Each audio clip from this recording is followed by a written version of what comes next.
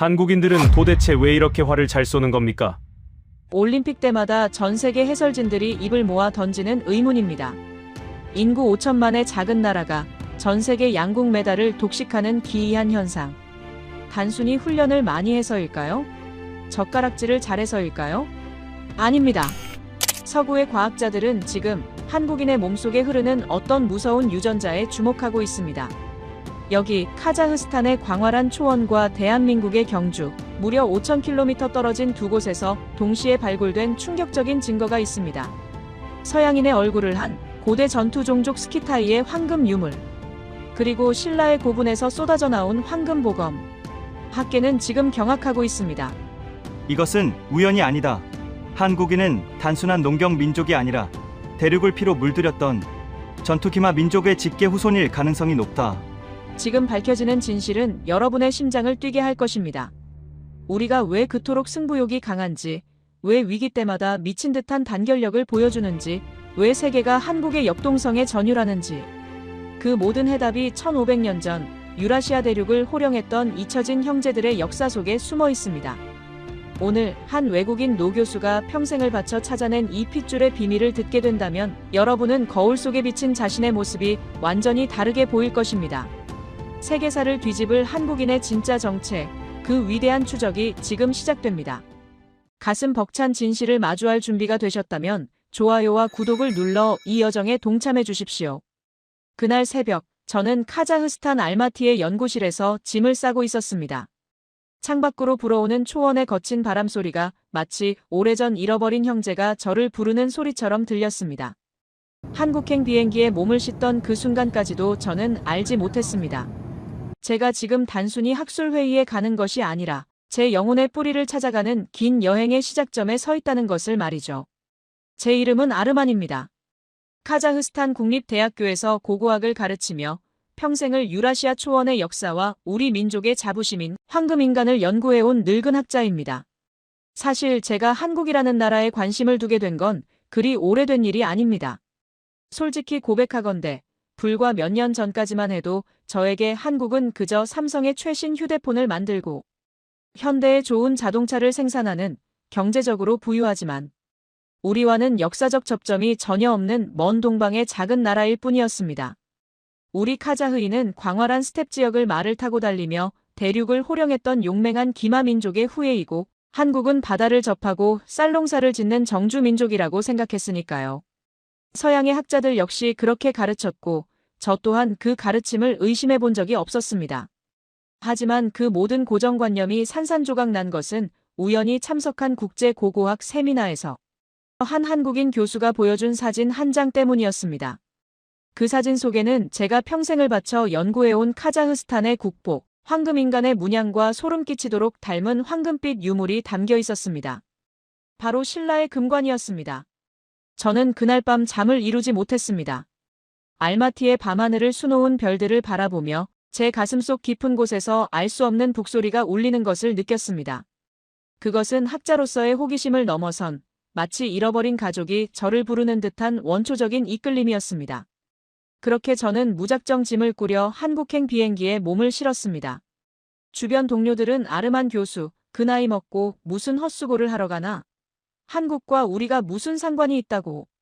라며 핀잔을 주었지만 제 혈관 속을 흐르는 유목민의 본능은 이미 동쪽 끝을 향해 질주하고 있었습니다. 인천국제공항에 첫 발을 디딘 순간 저는 압도적인 충격에 휩싸였습니다. 제가 살면서 수많은 나라를 다녀봤지만 한국의 공항은 마치 공상과학 영화 속 미래 도시에 온 듯한 착각을 불러일으켰습니다. 단순히 건물이 크고 화려해서가 아니었습니다. 수천 명의 사람이 오가는 거대한 공간임에도 불구하고 바닥에는 먼지 하나 보이지 않을 정도로 깨끗했고 모든 시스템은 톱니바퀴처럼 정교하게 돌아가고 있었습니다. 입국 심사대의 직원은 제 여권을 확인하며 따뜻한 미소로 한국에 오신 것을 환영합니다. 라고 인사해 주었습니다.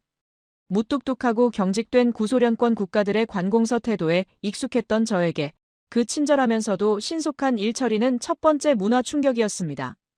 이 나라는 도대체 어떤 에너지를 품고 있기에 이토록 완벽한 질서를 유지하는 걸까?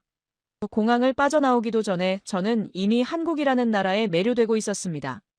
하지만 저를 진정으로 놀라게 한 것은 현대적인 기술이나 인프라가 아니었습니다. 서울역에서 KTX라는 고속열차를 타고 경주로 향하는 길, 창밖으로 스쳐 지나가는 풍경들을 보며 저는 기이한 기시감, 데자뷰를 느꼈습니다. 한국의 산세는 제가 나고 자란 중앙아시아의 끝없는 평원과는 분명 달랐습니다. 험준한 산맥이 첩첩이 이어져 있었고 그 사이사이로 강물이 흐르는 모습은 아기자기하면서도 강인한 생명력이 느껴졌습니다. 그런데 이상했습니다. 분명 처음 보는 풍경인데도 낯설지가 않았습니다. 마치 아주 오래전 제 조상들이 말을 타고 힘차게 넘었을 것만 같은, 아니 어쩌면 제 영혼이 기억하고 있는 풍경처럼 다가왔습니다. 시속 300km로 달리는 열차 안에서 저는 가져온 자료들을 다시 한번 훑어보았습니다. 유라시아 대륙 서쪽 끝에서 시작된 스키타이 문명, 그리고 흉노와 돌궐을 거쳐 몽골에 이르기까지 대륙을 가로질러 동쪽으로, 더 동쪽으로 이동했던 기마민족의 거대한 흐름. 서양의 역사학자들은 이 흐름이 중국의 만리장성 앞에서 멈췄다고 기록합니다.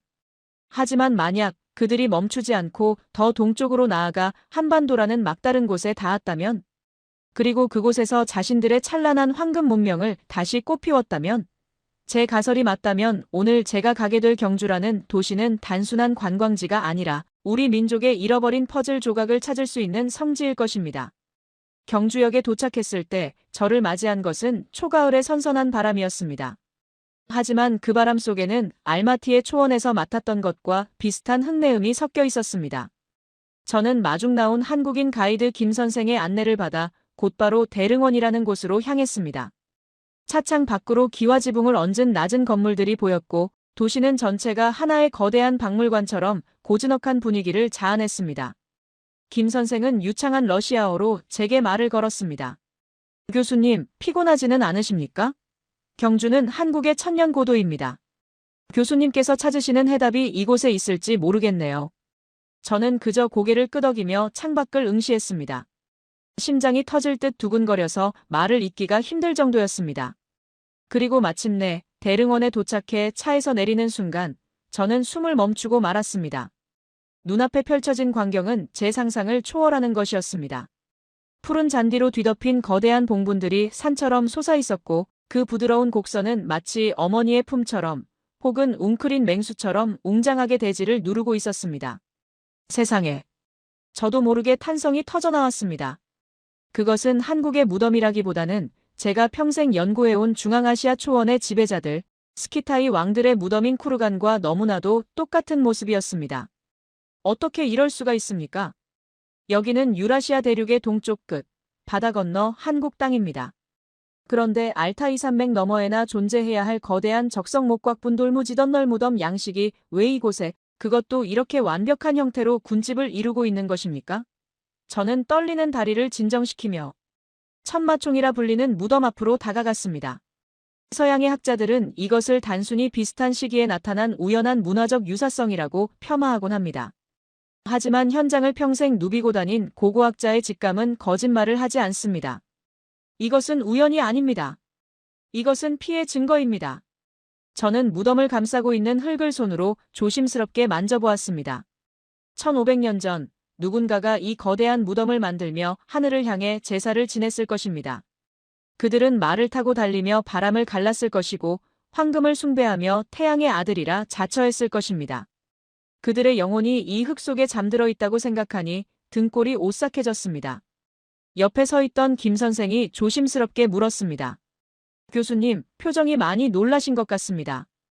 혹시 카자흐스탄의 유적과 많이 비슷한가요? 저는 김 선생을 바라보며 떨리는 목소리로 대답했습니다. 비슷한 정도가 아닙니다, 김 선생. 이건 그냥 똑같습니다. 마치 알마티의 초원에 있던 무덤을 그대로 들어다가 여기에 옮겨놓은 것 같아요.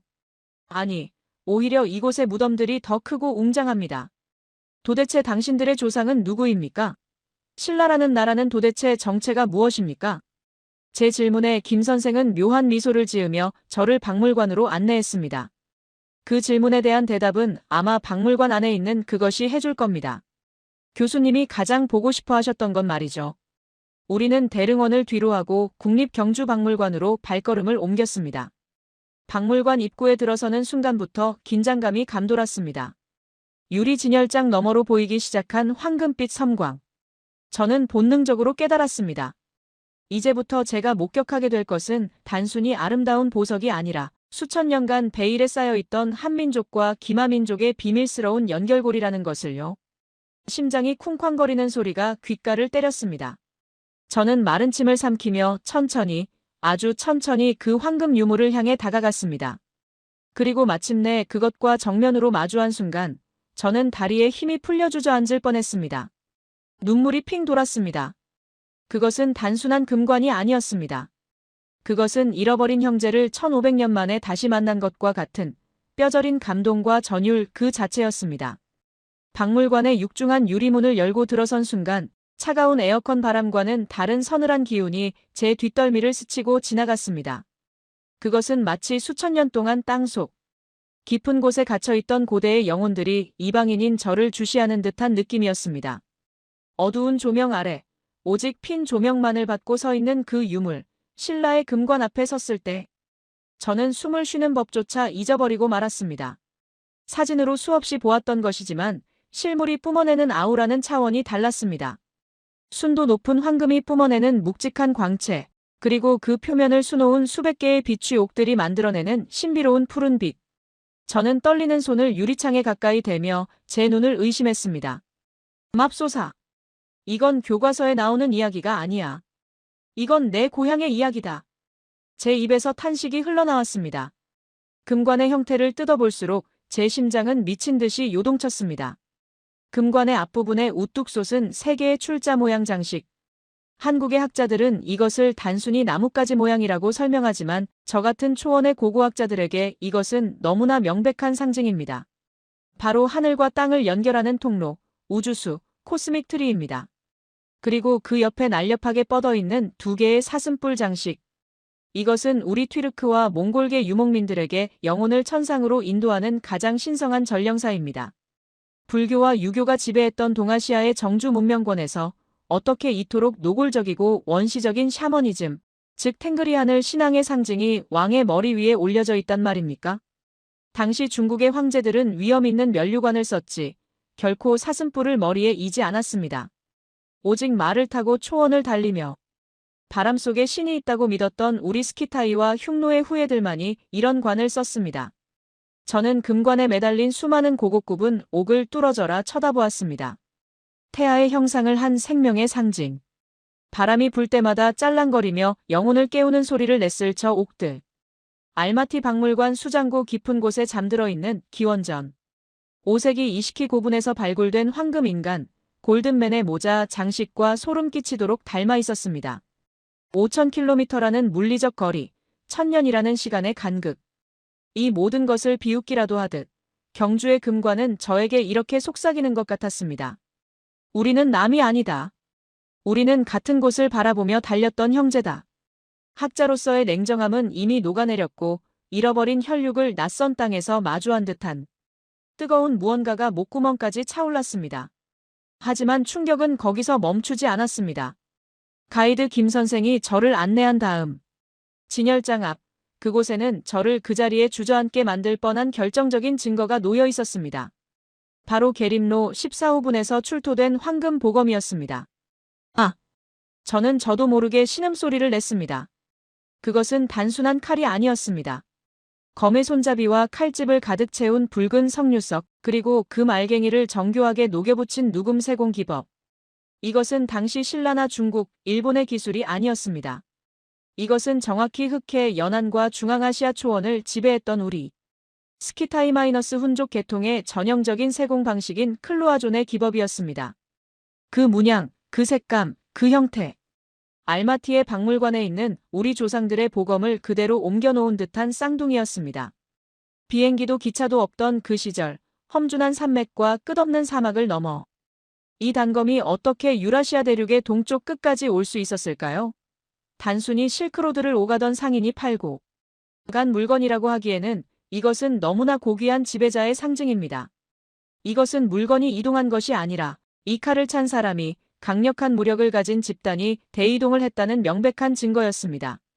저는 유리창 너머의 보검을 어루만지듯 손가락을 허공에 그으며 김 선생에게 물었습니다. 김 선생, 당신들은 도대체 누구입니까? 이 칼은 우리 조상들의 영혼입니다.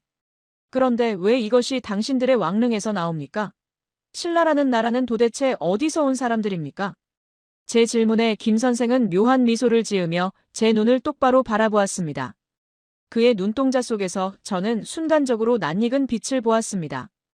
교수님, 혹시 알타이라는 말의 뜻이 무엇인지 아시나요? 물론이지요. 튀르크어로 황금이라는 뜻입니다. 맞습니다. 그리고 한국에서 가장 많은 성씨가 무엇인지 아십니까? 바로 김씨입니다. 전 국민의 20%가 넘죠. 이 김이라는 글자는 한자로 쇠금, 즉 골드를 뜻합니다.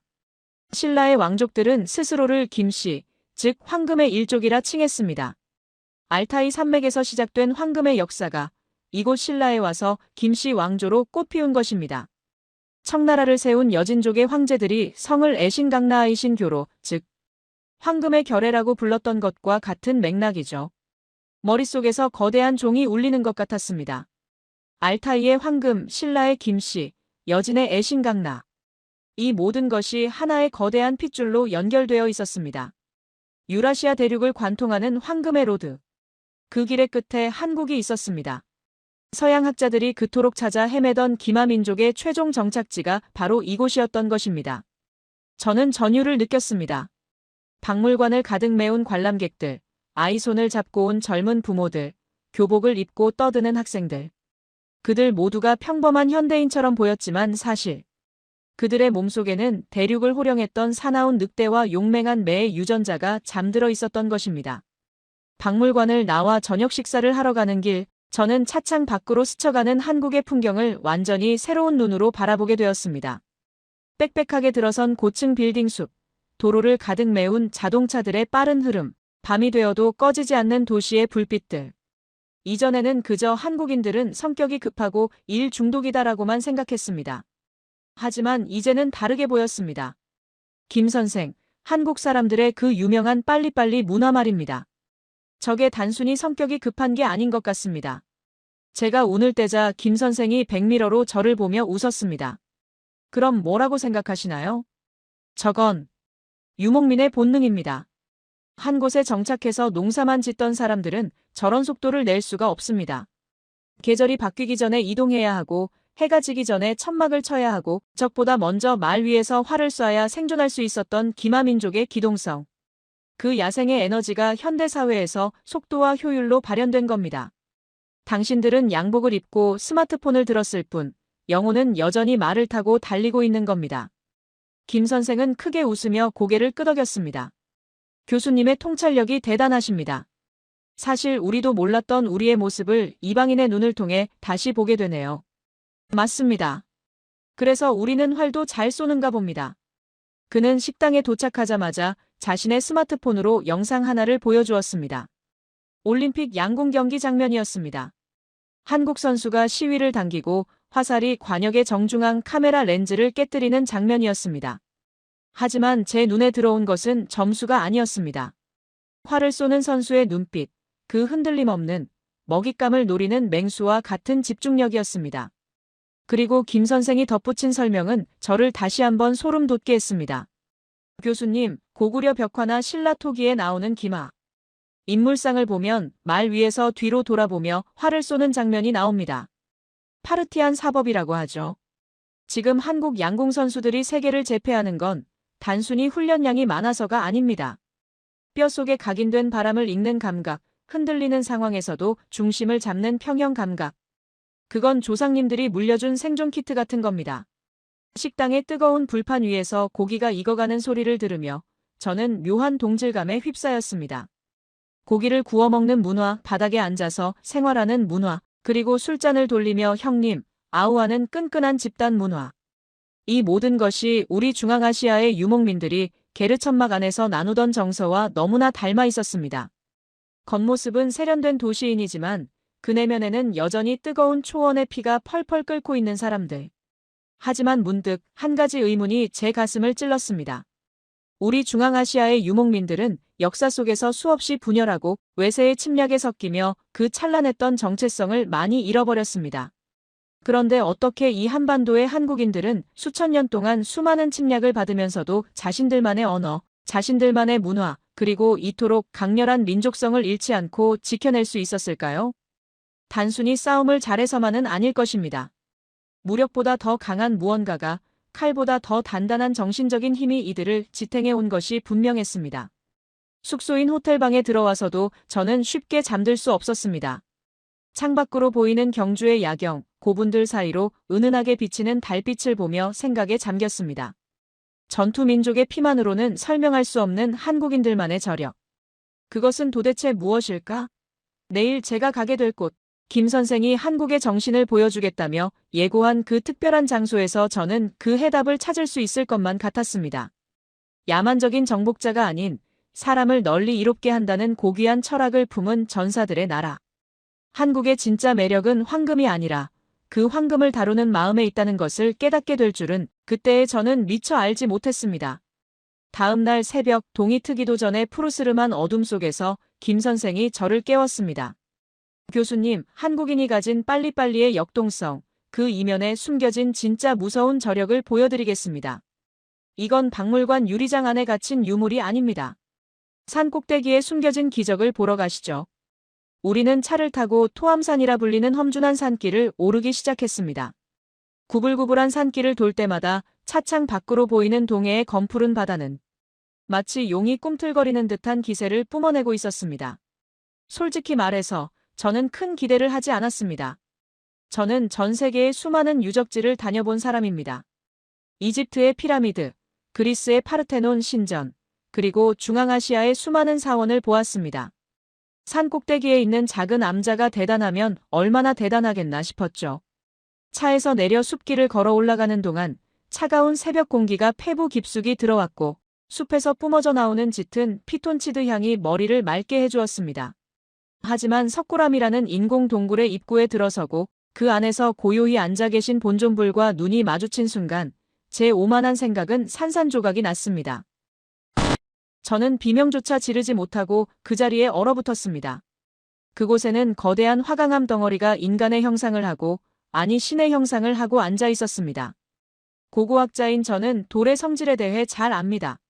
서양의 조각상들은 대부분 대리석으로 만들어집니다. 대리석은 무르고 부드러워서 조각하기가 비교적 쉽습니다. 하지만 화강암은 다릅니다. 이것은 다이아몬드 다음으로 단단하다는 돌 중의 돌입니다. 정을 잘못되면 불꽃이 튀고 조금만 힘을 잘못 주면 쩍하고 갈라져 버리는 조각가들이 가장 기피하는 재료입니다. 그런데 이 한국에 1200년 전 신라의 석공들은 그 무시무시한 화강암을 마치 밀가루 반죽 주무르듯 깎아 놓았습니다. 부처님의 얼굴을 보십시오. 근엄하면서도 자비롭고 강인하면서도 온화한 저 미소. 돌이라는 차가운 물성을 완전히 지워버리고 그 안에 따뜻한 피와 살을 채워 넣은 듯한 생동감. 옷자락의 주름 하나하나는 바람에 날리는 비단처럼 부드럽게 흘러내리고 있었고 손가락 마디마디의 곡선은 금방이라도 움직일 듯 섬세했습니다. 더욱 충격적인 것은 천장이었습니다. 수백 개의 돌을 짜 맞추어 만든 돔형 천장. 접착제 하나 없이 오직 돌과 돌이 서로를 지탱하며 천년의 세월을 버티고 있는 저 기하학적인 완벽함은 현대 건축공학으로도 흉내내기 힘든 미스터리였습니다. 이건 불가능해요. 이건 인간의 영역이 아닙니다. 제가 떨리는 목소리로 중얼거리자 김 선생이 나지막이 설명했습니다. 교수님, 이마에 박힌 보석이 보이십니까? 동짓대. 해가 뜨면 가장 먼저 저 보석에 햇빛이 닿아 굴 전체를 황금빛으로 비춘다고 합니다. 신라의 장인들은 돌을 깎는 기술뿐만 아니라 천문학과 수학 그리고 기하학을 완벽하게 이해하고 있었던 겁니다. 우리 민족은 활을 쏘는 거친 야성만 가진 게 아닙니다. 무언가 하나를 만들어야겠다고 마음먹으면 뼈를 깎는 고통을 감내하며 끝을 보고야마는 무서운 집념, 우리는 그걸 장인 정신 혹은 은근과 끈기라고 부릅니다. 그 순간 저는 전율과 함께 무서운 깨달음을 얻었습니다. 어제 보았던 그 정교한 금관의 누금 기술, 그리고 1mm의 오차도 허용하지 않는 이 석굴암의 축조 기술. 이것이 어디서 뚝 떨어진 것이 아니었습니다. 한국인의 DNA 속에는 거친 대륙을 질주하던 매크로한 야성과 바늘구멍보다 작은 틈도 허용하지 않는 마이크로한 섬세함이 공존하고 있었던 것입니다. 아, 이제야 알겠습니다. 김 선생, 그래서 당신네 나라가 반도체를 잘 만드는군요. 쌀알만 한 칩 속에 수십억 개의 회로를 그려넣는 그 미친 듯한 기술이 갑자기 생긴 게 아니라 1000년 전 조상들이 돌을 깎던 그 손끝에서 나온 거였군요. 제 말에 김 선생은 빙그레 웃으며 고개를 끄덕였습니다. 맞습니다. 우리는 손으로 하는 건 뭐든 자신 있습니다. 쇠젓가락으로 콩을 집어 나르는 민족이니까요. 산을 내려오는 내내 저는 흥분을 가라앉힐 수가 없었습니다. 하지만 김 선생은 이제 과거의 영광을 보셨으니 그 피가 현대에 어떻게 흐르고 있는지 보여드리겠습니다라며 차의 방향을 동해안 남쪽으로 돌렸습니다. 1시간 남짓 달렸을까요? 눈앞에 펼쳐진 광경은 고요한 산사와는 정반대되는 굉음과 불꽃이 난무하는 철의 제국이었습니다. 우리는 울산의 거대한 조선소 앞에 도착했습니다. 차창 밖으로 끝없이 펼쳐진 골리앗 크레인들의 행렬. 63빌딩보다 더 큰 선박들이 도크 안에서 건조되고 있는 모습은 마치 거인들이 사는 세상에 온 소인국 사람이 된 듯한 압도감을 주었습니다. 용접공들이 튀기는 수만 개의 불꽃이 대낮에도 별처럼 반짝였고 쇠를 자르고 두드리는 소리는 대지를 울리는 심장 박동 소리 같았습니다. 저게 배란 말입니까? 저 거대한 쇳덩어리가 물에 뜬다고요? 입이 다물어지지 않았습니다. 제 고향 카자흐스탄은 내륙 국가라 바다를 볼 일이 거의 없습니다. 그런데 삼면이 바다인 이 나라 사람들은 바다를 단순히 바라보는 대상이 아니라 정복해야 할 영토로 인식하고 있었습니다. 김 선생이 자랑스럽게 말했습니다. 한국은 자원 하나 나지 않는 나라입니다. 기름 한 방울 안 나고 철광석도 다 수입하죠. 하지만 우리는 세계 1위의 조선 강국입니다. 맨 땅에서 오직 사람의 기술과 땀으로 전 세계 물동량의 절반을 실어 나르는 배를 만듭니다. 교수님, 아까 보셨던 신라의 금관이 아름다움이었다면 지금 보시는 저 배들은 한국인의 생존 본능이자 현대판 말입니다. 저는 차에서 내려 그 웅장한 산업 현장을 멍하니 바라보며 생각에 잠겼습니다. 1500년 전 우리 조상들은 말을 타고 유라시아 초원을 달렸습니다. 말은 우리의 다리였고 우리의 생명이었습니다. 그런데 여기 이 동쪽 끝의 형제들은 말 대신 강철로 만든 거대한 배를 타고 5대양 6대주를 달리고 있는 것입니다. 엔진은 말의 심장이었고 프로펠러는 말의 발굽이었습니다. 김 선생, 정말 소름 돋는 사람들입니다. 당신들은 멈춘 게 아니었어요. 우리는 초원에서 멈췄지만 당신들은 바다로 나아가 계속 영토를 확장하고 있었군요. 형태만 바뀌었을 뿐 그 역동적인 노마드의 기질은 그대로 살아있습니다. 아니, 오히려 더 강력해졌습니다. 그때 작업복을 입은 한 무리의 노동자들이 점심 식사를 위해 자전거를 타고 지나갔습니다. 땀에 젖은 그들의 얼굴, 기름때 묻은 손, 하지만 그 눈빛만은 살아있었습니다. 전쟁의 폐허 속에서 잿더미가 된 나라를 불과 반세기 만에 세계 10대 경제대국으로 일으켜 세운 주역들. 서양 사람들은 이것을 한강의 기적이라 부르며 운이 좋았다고 말합니다. 하지만 저는 이제 확실히 알 수 있습니다. 그것은 기적이 아니었습니다. 그것은 수천 년간 척박한 환경과 외세의 침략 속에서 단련된 죽기 살기로 하면 안 되는 게 없다는 무서운 오기와 돌파력이 현대 산업사회에서 폭발한 결과였습니다. 그런데 김 선생, 궁금한 게 있습니다. 왜 이렇게까지 치열하게 사는 겁니까? 단순히 돈을 벌기 위해서입니까? 아니면 남을 이기기 위해서입니까?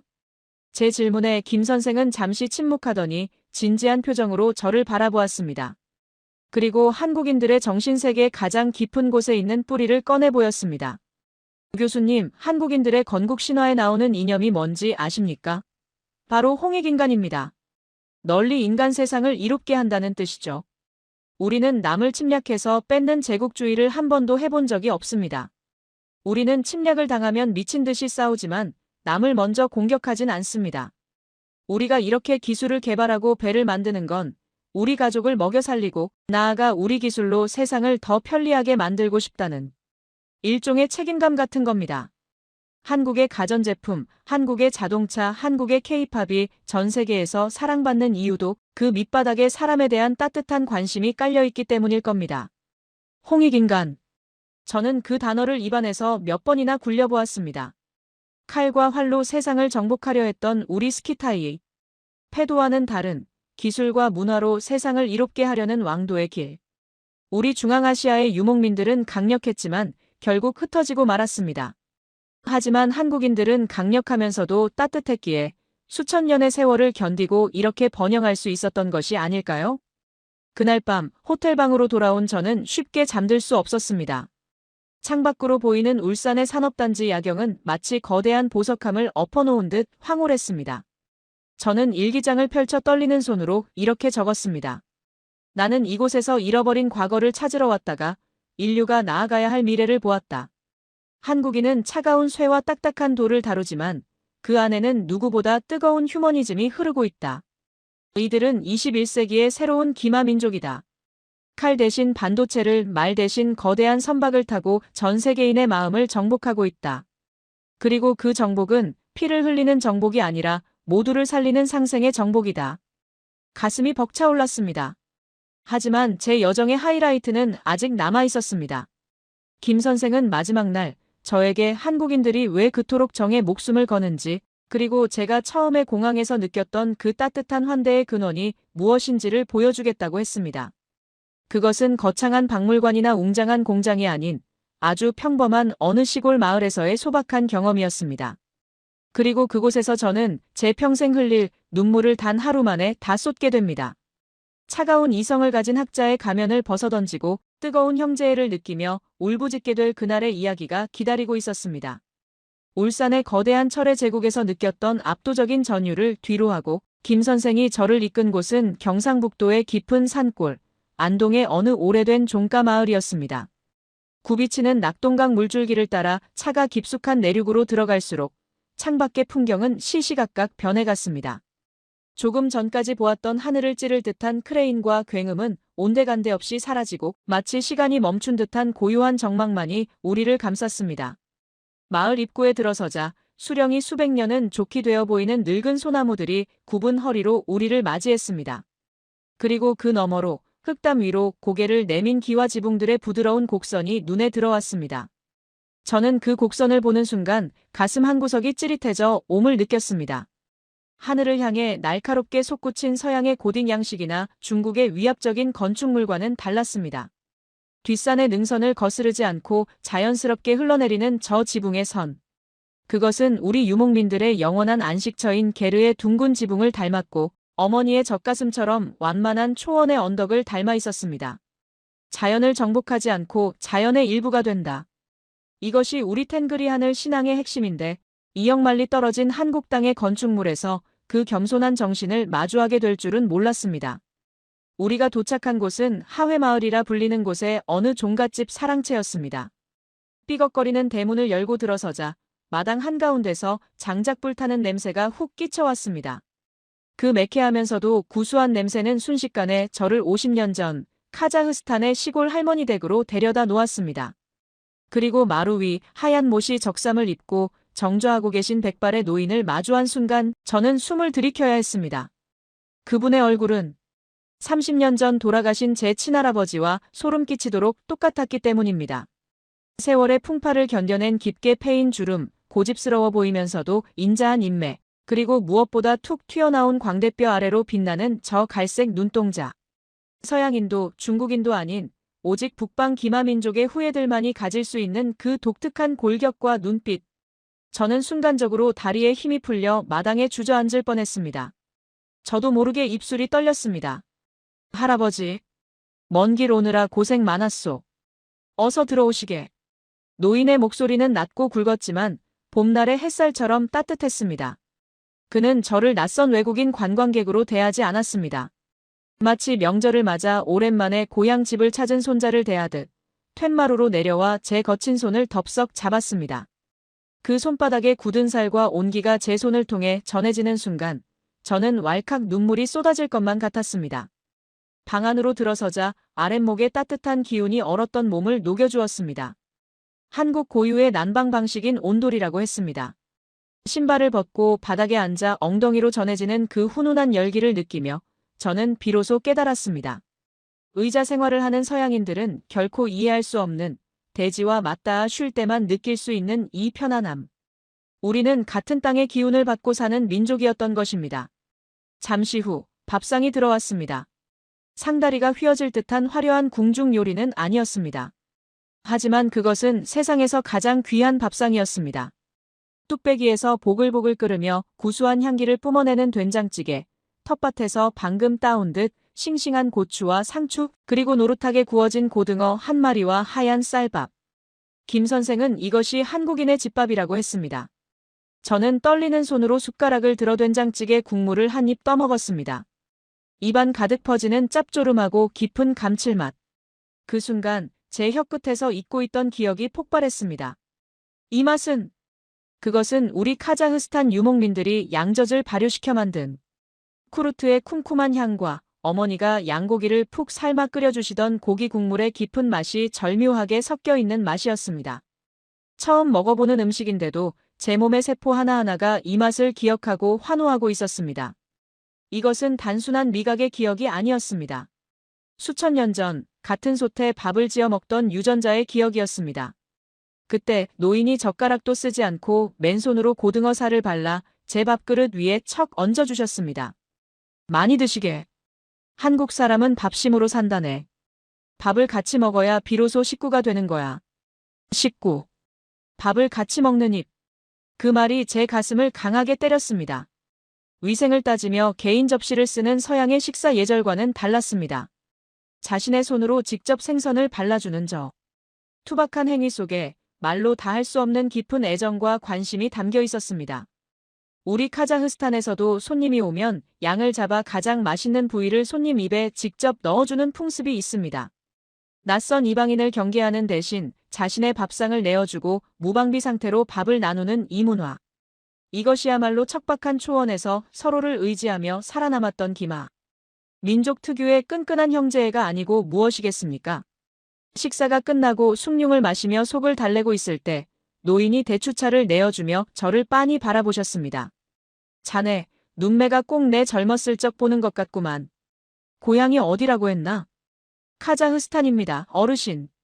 중앙아시아에 있는 초원의 나라입니다. 카자흐스탄. 거기도 우리처럼 아이를 낳으면 엉덩이에 푸른 점이 있는가? 순간 저는 들고 있던 찻잔을 떨어뜨릴 뻔했습니다. 방 안의 공기가 일순간 멈춘 듯 했습니다. 푸른 점. 몽고반점, 몽골리안 스팟을 말씀하시는 것이었습니다. 우리 카자흐스탄의 아이들은 태어날 때 엉덩이에 짙은 푸른 점을 가지고 태어납니다. 우리는 그것을 텐그리 하늘신가 내려준 손자국이라 부르며 신성시합니다. 서양 의사들은 그것을 멍자국이나 색소 침착으로 오해하곤 하지만 그것은 우리 몽골로이드, 특히 알타이 산맥을 넘나들던 북방 기마민족의 가장 확실한 유전적 표식입니다. 제 심장이 미친 듯이 뛰기 시작했습니다. 목이 메어 말이 잘 나오지 않았습니다. 네, 있습니다. 제 아이들도 제 손자들도 모두 엉덩이에 푸른 점을 가지고 태어났습니다. 서양 사람들은 없는데 우리 아이들에게만 있습니다. 제가 흥분해서 목소리를 높이자 노인은 빙그레 웃으시며 방문을 열고 마당에서 놀고 있던 어린 손자를 부르셨습니다. 철수야, 이리 와보거라. 그러고는 아이의 바지를 살짝 내려 엉덩이를 보여주셨습니다. 그곳에는 마치 푸른 잉크를 엎질러 놓은 듯 선명한 몽고 반점이 찍혀 있었습니다. 보게. 우리도 똑같아. 우리는 엉덩이에 똑같은 점을 찍고 태어난 형제들이야. 5000km가 떨어져 있어도 말은 달라도 피는 못 속이는 법이지. 옛날 어른들 말씀이 틀린 게 없어. 북쪽에서 형제들이 갈라져 나갔다더니 자네가 그 증거구만. 그 순간 저는 더 이상 참지 못하고 무너져 내렸습니다. 학자로서의 냉철한 이성도, 대학 교수라는 체면도 그 자리에서 산산이 조각났습니다. 저는 노인의 주름진 손을 부여잡고 어린아이처럼 엉엉 울었습니다. 1500년 전 드넓은 유라시아 초원에서 헤어져 서로의 생사조차 모르고 살았던 형제를 오늘 이 작은 시골방에서 다시 만난 것입니다. 이 노인은 알고 있었습니다. 복잡한 유전자 검사도 고고학적 논문도 필요 없었습니다. 그저 엉덩이의 점 하나 그리고 서로를 바라보는 눈빛 하나로 우리는 이미 수천 년을 이어온 한 핏줄이었던 것입니다. 울지 마시게. 이제라도 고향에 왔으니 된 거 아닌가. 한국은 자네의 또 다른 고향이야. 노인은 투박한 손으로 제 등판을 거칠게 하지만 따뜻하게 두드려 주었습니다. 그 손길에서 전해지는 투박하지만 뜨거운 온도. 김 선생이 여행 내내 말했던 한국인의 정이라는 것이 무엇인지 뼈저리게 느껴졌습니다. 정은 단순히 친절한 것이 아니었습니다. 정은 너와 내가 남이 아니다라는, 너의 아픔이 나의 아픔이고 너의 배고픔이 나의 배고픔이라는 지독하고 끈끈한 일체감이었습니다. 한국인들이 왜 IMF 외환위기 때 장롱 깊숙이 숨겨둔 금반지를 꺼내 나라를 구했는지, 왜 태안 앞바다에 기름이 유출되었을 때 100만 명이 넘는 사람들이 제1처럼 달려가 돌 하나하나를 닦았는지 이제야 완벽하게 이해가 되었습니다. 그들에게 국가는 단순한 시스템이 아니라 확장된 대가족이었습니다. 내 형제가, 내 집안이 어려움에 처했으니 돕는 것은 계산이 필요 없는 당연한 본능이었던 것입니다. 이 무서운 단결력, 이 뜨거운 정. 이것은 전 세계 어디에서도 찾아볼 수 없는 핵무기보다 더 강력한 한국인들만의 무기였습니다. 밤이 깊어 저는 마당에 나와 하늘을 올려다보았습니다. 안동의 밤하늘에 떠있는 저 달이 지금쯤 제 고향 알마티의 초원 위에도 똑같이 떠있을 것입니다. 바람이 대나무 숲을 흔들며 쏴하는 소리를 냈습니다. 그 소리는 마치 초원을 달리는 수만 마리 말들의 발굽 소리처럼, 혹은 먼저 간 조상들이 이제야 만났구나 하며 기뻐하는 환호성처럼 들렸습니다. 저는 주먹을 꽉 쥐었습니다. 우리는 결코 작지 않다. 한국인은 좁은 반도에 갇힌 작은 민족이 아니다. 한국인들은 자신들을 조용한 아침의 나라라고 겸손해하지만 제가 본 그들의 내면에는 대륙을 호령하던 거인의 기질이 그대로 살아 숨쉬고 있었습니다. 그들은 21세기에도 여전히 영토를 확장하고 있었습니다. 남의 땅을 뺏는 물리적인 영토 확장이 아니라 전 세계인의 마음을 사로잡는 문화와 기술, 그리고 따뜻한 사람의 정으로 국경을 지우고 있었습니다. 그리고 그 확장의 중심에는 상대를 힘으로 굴복시키는 칼이 아니라 상대를 감동시켜 내 편으로 만드는 따뜻한 밥 한 끼의 철학이 있었습니다. 이제 저에게는 마지막 임무가 남아 있었습니다. 이 놀라운 발견과 가슴 벅찬 감동을 저 혼자만의 추억으로 남겨둘 수는 없었습니다. 저는 한국을 떠나기 전 인천공항에서 이 모든 여정을 정리하는 마지막 기록을 남기기로 결심했습니다. 그리고 전 세계에 흩어져 자신의 뿌리를 잇고 살아가는 우리 중앙아시아의 형제들에게, 그리고 자신들이 얼마나 위대한 잠재력을 가진 민족인지 미처 깨닫지 못하고 있는 한국의 젊은이들에게 꼭 전하고 싶은 말이 있었습니다. 이 이야기는 과거에 대한 회상이 아니라 미래를 향한 웅장한 선언이 되어야 했습니다. 아쉬움과 벅참이 교차하는 마음을 안고 저는 안동의 그 따뜻했던 아랫목을 뒤로 한 채 인천공항으로 향하는 리무진 버스에 몸을 실었습니다. 차창 밖으로 빠르게 스쳐 지나가는 한국의 풍경들. 산과 강, 그리고 그 사이를 빽빽하게 메운 도시의 불빛들. 올 때 보았던 풍경과 지금 떠나며 보는 풍경은 물리적으로는 같았지만 제 마음속에서는 천지개벽 수준으로 다른 의미로 다가오고 있었습니다. 처음 한국 땅을 밟았을 때 제 눈에 비친 이 나라는 그저 경제적으로 성공한 부러운 나라, 삼성과 현대를 가진 나라였습니다. 하지만 이제 떠나는 제 눈에 비친 한국은 우리 잃어버린 형제들이 피와 땀, 그리고 꺾이지 않는 영혼으로 일궈낸 기적의 성지이자 우리 유라시아 유목민들이 수천 년간 그토록 꿈꾸었던 이상향이 현실로 구현된 약속의 땅이었습니다. 버스가 인천대교 위로 올라서는 순간이었습니다. 저는 저도 모르게 창문에 얼굴을 바짝 갖다 대고 탄성을 질렀습니다. 끝도 없이 펼쳐진 서해 바다 위를 가로질러 하늘과 맞닿을 듯 뻗어있는 그 거대한 다리의 위용. 그것은 단순한 토목 구조물이 아니었습니다. 바다라는 거대한 자연의 장벽조차 기술과 의지로 뛰어넘겠다는 한국인의 기상을 콘크리트와 강철로 빚어낸 거대한 예술품이었습니다. 1500년 전 우리 조상들은 말을 타고 얼어붙은 강을 건너고 타는 목마름을 견디며 사막을 횡단했습니다. 그때는 길을 만드는 자가 곧 세상을 지배하던 시절이었습니다. 그리고 지금 21세기의 한국인들은 바다 위에 길을 놓고 하늘의 항로를 열고 눈에 보이지 않는 초고속 인터넷망으로 전 세계를 1초 만에 연결하는 디지털 실크로드를 깔고 있었습니다. 말발굽 소리는 광 케이블을 흐르는 빛의 속도로 바뀌었고 적을 향해 날리던 화살은 반도체와 데이터로 바뀌었지만 길을 열고 세상을 하나로 연결하겠다는 그 개척자적인 DNA는 조금도 희석되지 않은 채 더욱 강력하게 펄떡이고 있었습니다. 공항 터미널에 도착해 출국 수속을 밟으며 저는 이 거대한 공항을 오가는 수많은 한국의 젊은이들을 유심히 관찰했습니다. 그들의 발걸음은 누구보다 빨랐고 눈빛은 살아있었으며 표정에는 묘한 긴장감과 해내야 한다는 비장함이 공존하고 있었습니다. 문득 김 선생이 지나가듯 이야기해 주었던 한국의 신조어 헬조선이라는 단어가 떠올랐습니다. 경쟁이 너무 치열해서 살기 지옥 같다는 자조적인 표현이라고 들었습니다. 하지만 평생 역사를 연구해온 노 교수인 제 눈에는 전혀 다르게 보였습니다. 그 치열함은 지옥의 고통이 아니라 거친 야생의 초원에서 살아남기 위해 매 순간 오감을 곤두세워야 했던 전사의 본능이 발현된 것이었습니다. 평온하고 나태한 초식동물의 삶이 아니라 끊임없이 도전하고 부딪히고 기어이 쟁취해야만 직성이 풀리는 맹수의 살. 그것이 바로 한국인의 숙명이자 축복입니다. 다이아몬드는 땅속 깊은 곳, 엄청난 압력과 열기를 견뎌야만 영롱한 빛을 낼 수 있습니다. 지금 한국 사회의 그 뜨거운 경쟁과 압력은 바로 당신들 한 사람을 빛나는 보석으로 연마하는 거대한 용광로와도 같은 것입니다.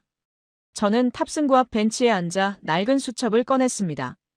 그리고 만약 제가 한국의 대학교 강단에 서서 이 나라의 청년들에게, 아니, 제 잃어버린 형제들에게 마지막으로 한마디를 할 수 있다면 어떤 말을 할지 떨리는 손으로 적어 내려갔습니다. 이 편지는 제 가슴 속에서 우러나오는 절규이자 형제들에게 바치는 찬사였습니다. 사랑하는 대한민국의 형제 여러분, 그리고 청년 여러분. 제발 고개를 드십시오. 그리고 당신의 가슴속 깊은 곳을 들여다보십시오. 당신들은 스스로를 강대국 사이에 낀 새우라고 비하하곤 합니다. 하지만 당신들은 새우가 아닙니다. 당신들은 5,000년 전부터 대륙을 호령했던 거인의 후예입니다. 당신들의 혈관 속에는 알렉산더 대왕도 정복하지 못했던 스키타이 전사의 불굴의 용기가, 로마 제국을 무너뜨렸던 훈족의 기상이, 그리고 유라시아를 하나로 묶었던 칭기즈칸의 진취성이 용암처럼 흐르고 있습니다. 펜을 쥔 손에 힘이 들어갔습니다. 세계 지도를 펼쳐놓고 보십시오. 유라시아 대륙의 동쪽 끝, 그 작은 반도에서 시작된 당신들의 문화, K컬처가 지금 어떤 일을 벌이고 있습니까? 당신들이 만든 노래가 빌보드 차트를 점령하고, 당신들이 만든 영화가 할리우드를 뒤흔들고, 당신들이 만든 스마트폰을 전 세계 70억 인구가 사용하고 있습니다. 이것이 정복이 아니면 무엇입니까?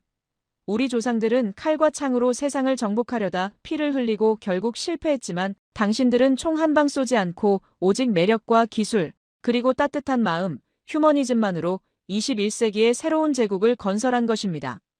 이것은 인류 역사상 그 어떤 민족도 해내지 못한 위대한 성취입니다. 저는 잠시 펜을 멈추고 창밖의 활주로를 응시했습니다. 거대한 비행기들이 굉음을 내며 하늘로 솟구치고 있었습니다. 저 비행기들은 단순히 승객과 화물을 실어 나르는 것이 아니었습니다. 저것은 한국인의 건국 이념인 홍익인 간널리 인간을 이롭게 한다의 정신을 전 세계로 실어 나르는 전령사들이었습니다. 제가 안동의 종갓집에서 느꼈던 그 눈물 나도록 따뜻한 정, 나보다 우리를 먼저 생각하는 공동체 의식, 그리고 위기 때마다 기적처럼 빛을 발하는 놀라운 단결력.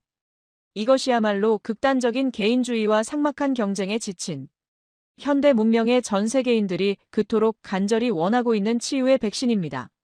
한국인들은 자신들이 가진 이 정신적 자산이 얼마나 위대한지 아직 잘 모르는 것 같아 안타까울 따름이었습니다. 비행기에 탑승하라는 안내방송이 울려 퍼졌습니다. 자리에서 일어나며 저는 마지막으로 공항 로비를 천천히 둘러보았습니다.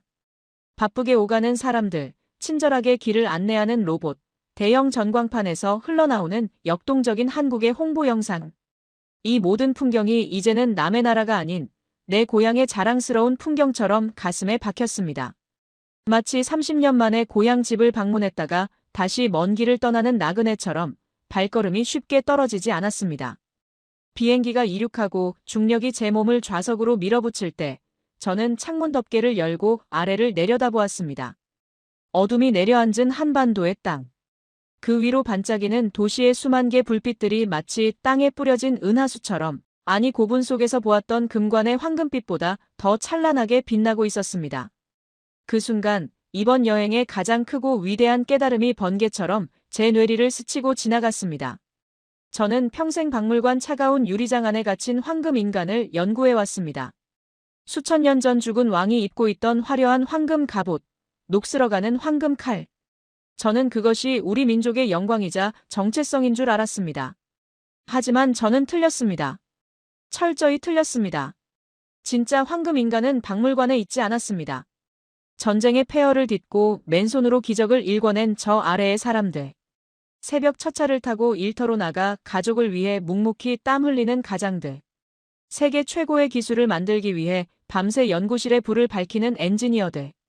자식에게 더 나은 미래를 물려주기 위해 헌신하는 어머니들. 그리고 낯선 이방인에게 따뜻한 밥상을 내어주며 엉덩이의 푸른 점을 확인해주던 그 안동의 노인. 그들 한 사람 한 사람이 바로 살아 숨쉬는 역사상 가장 위대한 황금 인간이었습니다. 그들의 이마에 맺힌 땀방울이 황금보다 더 빛났고 그들의 꺾이지 않는 마음이 다이아몬드보다 더 단단했습니다. 신라의 금관은 박물관에 있지만 그 금관을 만들었던 장인 정신과 위대함은 지금 한국인들의 가슴속에 펄펄 끓으며 살아 숨쉬고 있었던 것입니다. 비행기가 구름 위로 올라서자 더 이상 한국 땅은 보이지 않았습니다. 하지만 제 가슴속에는 그 어느 때보다 선명하게 그 땅의 온기가 남아 있었습니다. 저는 가슴에 손을 얹고 구름 아래에 있는 나의 형제들에게 그리고 저 먼 초원에 있는 조상들의 영혼에게 조용히 맹세했습니다. 나는 돌아가서 전할 것입니다. 동쪽 끝에 우리의 위대한 형제들이 살아있다고. 그들은 잊혀진 과거가 아니라 인류가 나아가야 할 미래를 먼저 살고 있다고. 그리고 그들은 여전히 따뜻한 밥상을 차려놓고 우리를 기다리고 있다고. 제 눈에서는 다시 한번 뜨거운 눈물이 주르륵 흘러내렸습니다. 하지만 이것은 이별의 슬픔이 아니었습니다. 잃어버린 반쪽을 찾은 환희의 눈물이자 우리 민족의 무한한 잠재력을 확인한 벅찬 감동의 눈물이었습니다. 저는 이제 알마티로 돌아가지만 제 영혼의 절반은 영원히 이곳 한국에 머물 것입니다. 한국인 여러분, 부디 당신들이 얼마나 대단한 사람들인지, 얼마나 아름다운 기적을 매일 만들어내고 있는지 잊지 마십시오. 당신들은 스스로 생각하는 것보다 훨씬 더 크고 강하고 위대한 사람들입니다. 바람이 불어오는 곳, 유라시아의 서쪽 끝에서 당신들의 영원한 형제. 아르마니, 당신들의 찬란한 앞날에 탱그리 신의 축복이 영원토록 함께하기를 간절히 기원합니다. 사랑합니다. 존경합니다. 그리고 고맙습니다. 나의 형제, 나의 자랑, 대한민국. 우리는 5,000년 전부터 피로 연결된 형제입니다. 당신의 엉덩이에 있는 푸른 점, 그것이 바로 그 증거입니다. 오늘 카자흐스탄에서 온 노학자, 아르만 교수의 뜨거운 고백, 어떻게 들으셨습니까? 우리는 오늘 단순히 먼 과거의 역사 이야기를 들은 것이 아닙니다. 지금 우리가 살고 있는 이 치열한 삶의 이유와 가치를 확인했습니다. 우리가 왜 그토록 숨가쁘게 달려왔는지, 왜 불가능해 보이는 일에 도전하여 기어이 해내고야 마는지. 그것은 우리가 유난스러워서가 아니었습니다. 우리 몸속에 흐르는 5,000년 기마민족의 개척자 DNA와 위대한 야성이 여전히 살아 숨쉬고 있기 때문이었습니다. 여러분이 흘린 땀방울은 고달픈 노동의 흔적이 아니라 황금보다 빛나는 현대판 금관이었습니다. 여러분이 베푼 따뜻한 밥 한 끼와 정은 삭막한 세상을 치유하는 가장 강력한 무기였습니다. 거울을 보실 때 이제는 주름진 얼굴을 보며 한탄하지 마십시오. 그 주름 하나하나가 거친 역사를 이겨내고 이 나라를 지탱해온 영광스러운 전사의 훈장입니다. 여러분의 엉덩이에 그리고 우리 아이들의 엉덩이에 찍힌 그 선명한 푸른 점을 기억하십시오. 우리는 결코 작지 않습니다. 우리는 대륙을 품은 사람들입니다. 오늘 이야기로 가슴 한구석이 뜨거워지셨다면 혹은 잊고 살았던 내 안의 거인을 다시 마주하셨다면 구독과 좋아요를 꼭 눌러주십시오. 여러분의 작은 손가락 터치 하나가 잊혀가는 우리의 위대한 역사를 세상에 알리는 큰 울림이 됩니다. 댓글로 여러분의 생각을 들려주세요. 나는 자랑스러운 황금 인간입니다 라고 남겨주신다면 서로에게 큰 힘이 될 것입니다. 저는 내일도 가슴 벅찬 감동과 우리가 몰랐던 대한민국의 놀라운 이야기를 가득 안고 다시 찾아오겠습니다. 오늘도 위대한 하루를 보내십시오. 시청해주셔서 감사합니다. 교수님, 불 끄십시오. 저들이 오고 있습니다. 새벽 3시, 중국 길림성 집안의 깊은 산속. 안내를 맡은 조선족 가이드의 목소리는 공포에 질려 떨리고 있었습니다. 우리는 지금 중국 당국이 군사보호구역이라는 명목으로 철조망을 두르고 접근을 원천 봉쇄한 지도에서 지워진 좌표 위에 서 있습니다. 제 손에 들린 카메라 셔터가 쉴 새 없이 돌아갑니다. 이 한 장의 사진이 세상에 나가는 순간 중국이 수조 원을 쏟아부어 만든 동북공정이라는 거대한 역사 조작의 탑이 모래성처럼 무너져 내릴 것이기 때문입니다. 지금 중국 학계는 침묵을 넘어 공황 상태에 빠졌습니다. 그들은 자신만만했습니다. 땅을 파면 팔수록 고구려가 중국의 변방 소수민족 정권이었다는 증거가 나올 것이라고 믿었기 때문입니다. 하지만 흙을 걷어내고 드러난 이것의 정체는 그들의 모든 논리를 단 1초 만에 박살내버렸습니다. 지방 정권은 절대로 만들 수 없는 압도적인 스케일. 중국 중원 대륙 어디에서도 찾아볼 수 없는 4차원적인 건축 공법. 그리고 결정적으로 1910년 일본 제국주의 스파이가 훔쳐가려다 실패하고 남긴 고지도 속의 그 구조가 1500년 만에 실체를 드러냈습니다. 현장에 있던 중국 수석 고고학자가 이건 불가능하다. 인간의 기술이 아니다. 라며 주저앉아 버렸다는 그 충격적인 현장. 도대체 이 거대한 돌무더기 속에 무엇이 숨겨져 있길래 중국은 군대까지 동원해 이곳을 막고 있는 것일까요? 그리고 제가 목숨을 걸고 찍어온 이 사진 속에는 어떤 불편한 진실이 담겨 있을까요? 오늘 저는 여러분께 대륙을 호령했던 한 제국의 심장부가 어떻게 왜곡되고 또 어떻게 기적적으로 살아남아 우리에게 신호를 보내고 있는지 그 처절한 현장 보고서를 바치려 합니다.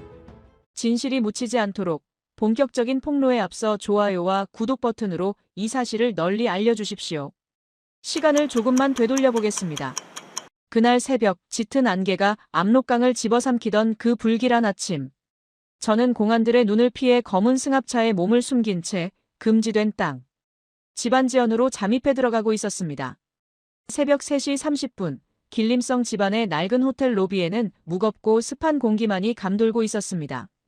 약속된 시간이 30분이나 지났는데도 가이드 김 선생님은 나타나지 않았습니다. 초조함에 로비를 서성이는 제 등 뒤로 구석 소파에 깊숙이 몸을 파묻고 신문을 보던 한 남자의 시선이 끈질기게 제 뒤통수를 훑고 지나가는 것이 느껴졌습니다.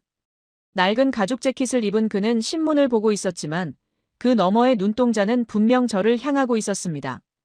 이곳 국경 도시의 호텔 로비에는 그들, 즉 사복 차림의 공안 정보원들이 상주하며 외국인의 동태를 살핀다는 소문을 들었기에 입안이 바짝바짝 말라왔습니다.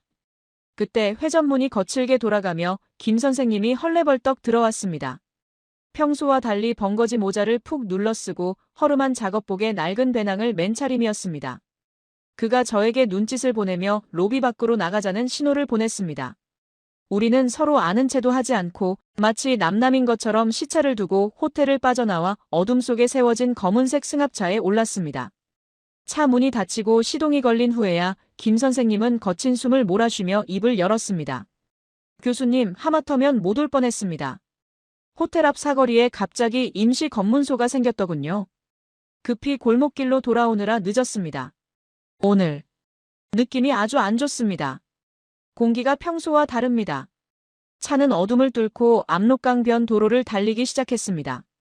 가로등 하나 없는 도로는 마치 세상의 끝으로 향하는 터널 같았습니다. 차창밖 왼쪽으로는 칠흑 같은 어둠이 깔려 있었는데 그곳이 바로 압록강이었습니다. 그리고 그 강 너머 희미하게 깜빡이는 불빛 하나 없는 죽음 같은 땅. 바로 북한이었습니다. 저는 차가운 차창에 이마를 대고 강 건너편을 응시했습니다. 불과 수백 미터 거리. 마음만 먹으면 헤엄쳐서도 건널 수 있을 것 같은 저 좁은 강을 사이에 두고 한쪽은 화려한 네온 사인이 번쩍이는 중국의 땅이고 다른 한쪽은 전기가 없어 암흑천지에 잠긴 내 동포의 땅이라는 사실이 가슴을 짓눌렀습니다. 1500년 전에는 저 강 양쪽이 모두 찬란한 고구려의 영토였을 텐데 지금은 남의 나라 땅과 갈 수 없는 땅으로 나뉘어 있다는 현실. 이 비극적인 풍경이 오늘따라 유난히 시리게 다가왔습니다. 어둠 속에서 북한 쪽 초소의 서치라이트. 불빛이 하늘을 가를 때마다 마치 잘려나간 역사의 허리를 보는 듯한 통증이 느껴졌습니다. 그때였습니다. 멀리 전방에서 붉은색과 푸른색 경광등 불빛이 번쩍이는 것이 보였습니다. 김 선생님이 급브레이크를 밟으며 낮게 욕설을 내뱉었습니다. 젠장, 여기에도 검문소가. 피할 길이 없었습니다. 도로 양옆은 숲이었고 뒤로 차를 돌리기에는 이미 늦었습니다. 무장한 공안 2명이 손전등을 흔들며 차를 세우라는 신호를 보냈습니다. 김 선생님이 제 팔을 꽉 잡으며 속삭였습니다. 교수님, 절대 한국말 하지 마십시오. 그냥 관광 온 서양인 교수라고만 하셔야 합니다. 여권 보여주시고 카메라는 가방 깊숙이 숨기십시오. 만약 드론이나 전문 촬영 장비가 들키면 우리는 여기서 바로 서로 끌려가게 됩니다. 차창이 내려가고 차가운 밤 공기와 함께 날카로운 손전등 불빛이 차 안으로 들이닥쳤습니다. 눈을 뜰 수 없을 만큼 강렬한 빛이 제 얼굴을 비췄습니다. 제복을 입은 공안은 날카로운 눈매로 차 안을 샅샅이 훑었습니다. 심장이 터질 듯 쿵쾅거렸지만 저는 최대한 태연한 척하며 영어로 인사를 건넸습니다. 공안은 제 여권을 한참 동안 이리저리 뒤져보더니 운전석에 앉은 김 선생님에게 중국어로 무언가 거칠게 질문했습니다. 김 선생님은 비굴할 정도로 고개를 조아리며 굽신거렸습니다. 몇 분간의 숨막히는 대치가 이어졌습니다. 트렁크를 열어보라는 지시가 떨어졌을 때 제 등줄기에는 식은땀이 흘러내렸습니다. 트렁크 바닥에는 고구려 유적 답사를 위한 측량 장비들이 숨겨져 있었기 때문입니다. 다행히 트렁크에 실린 낡은 낚시 도구들을 본 공안은 귀찮다는 듯 손을 휘저으며 가라는 신호를 보냈습니다. 차가 검문소를 통과하고 한참을 달린 뒤에야 우리는 참았던 숨을 토해낼 수 있었습니다. 김 선생님이 떨리는 손으로 핸들을 고쳐 잡으며 말했습니다. 휴. 10년 감수했습니다. 요즘 이쪽 국경 분위기가 전시 상황이나 다름없습니다. 한국 사람들이 와서 자꾸 역사를 캐물으니까 위에서 아주 신경질적으로 반응하고 있거든요. 차는 정식 유적지 입구를 지나쳐 인적이 드문 산기슭 샛길로 들어섰습니다. 정문에는 CCTV와 공안 초소가 깔려 있습니다. 제가 어릴 때 나무하러 다니던 개구멍으로 가야 합니다. 김 선생님의 안내를 받아 젖은 낙엽과 가시덤불을 헤치며 산을 올랐습니다. 길이 아닌 곳을 오르느라 얼굴이 나뭇가지에 긁히고 옷이 찢어졌지만 아픔을 느낄 겨를조차 없었습니다. 마치 도굴꾼이나 스파이가 된 듯한 긴장감이 온몸을 지배했습니다. 하지만 숲을 빠져나와 시야가 탁 트이는 순간 그 모든 공포와 피로는 일순간에 거대한 충격으로 바뀌어 버렸습니다. 맙소사. 세상에, 이게 도대체. 제 입에서는 저절로 탄식이 흘러나왔습니다. 안개가 서서히 걷히는 산자락 아래 새벽 여명 속에서 믿을 수 없는 광경이 펼쳐졌습니다. 마치 거인들이 장난감 블록을 쌓아놓은 듯한 혹은 외계 문명이 남기고 간 듯한 거대한 돌무덤대가 끝도 없이 펼쳐져 있었기 때문입니다. 하나, 둘, 셋. 눈으로 세는 것이 불가능할 정도였습니다. 김 선생님의 설명에 따르면 이 집안 지역에만 무려 1만 2,000기가 넘는 고구려의 적석 총돌 무덤이 존재한다고 했습니다. 1만 2,000기라니요. 이건 단순한 공동묘지가 아니었습니다. 이것은 돌로 건설된 거대한 사후 세계의 제국이었습니다. 저는 홀린 듯이 가장 가까이 있는 적성묘 앞으로 다가갔습니다. 멀리서 볼 때는 그저 돌무덤처럼 보였지만 가까이서 본 실체는 고도로 계산된 하이테크 건축물이었습니다. 한 변의 길이가 20m, 높이가 7m. 현대 건축물로 치면 3층 빌라 한 채가 통째로 돌로 지어진 셈입니다. 제가 충격을 받은 것은 그 재료의 차이였습니다. 중국의 전통적인 무덤 양식은 흙을 파서 시신을 묻고 흙을 둥글게 쌓아 올리는 토광묘입니다. 황하 문명, 진시황릉, 한나라 황실의 무덤. 모두 흙입니다. 하지만 제 눈앞에 있는 것은 100% 돌이었습니다. 그것도 아무 돌이나 가져온 것이 아니라 강가에서 채취한 매끄러운 강돌과 산에서 캐낸 거친 깬돌을 절묘하게 섞어 사용했습니다. 저는 떨리는 손으로 차가운 돌 표면을 어루만졌습니다. 그 순간 제 머릿속에서 강렬한 환영이 스쳐 지나갔습니다. 1500년 전의 어느 여름날 우통을 벗은 수백 명의 고구려 석공들이 땀을 비오듯 흘리며 돌을 나르는 모습이 보였습니다. 탕, 탕, 탕. 정으로 돌을 쪼는 소리가 계곡을 울리고 무거운 돌을 들어 올리며 지르는 사내들의 우렁찬 함성이 귓가에 들리는 듯 했습니다. 그들은 단순히 무덤을 만드는 것이 아니었습니다.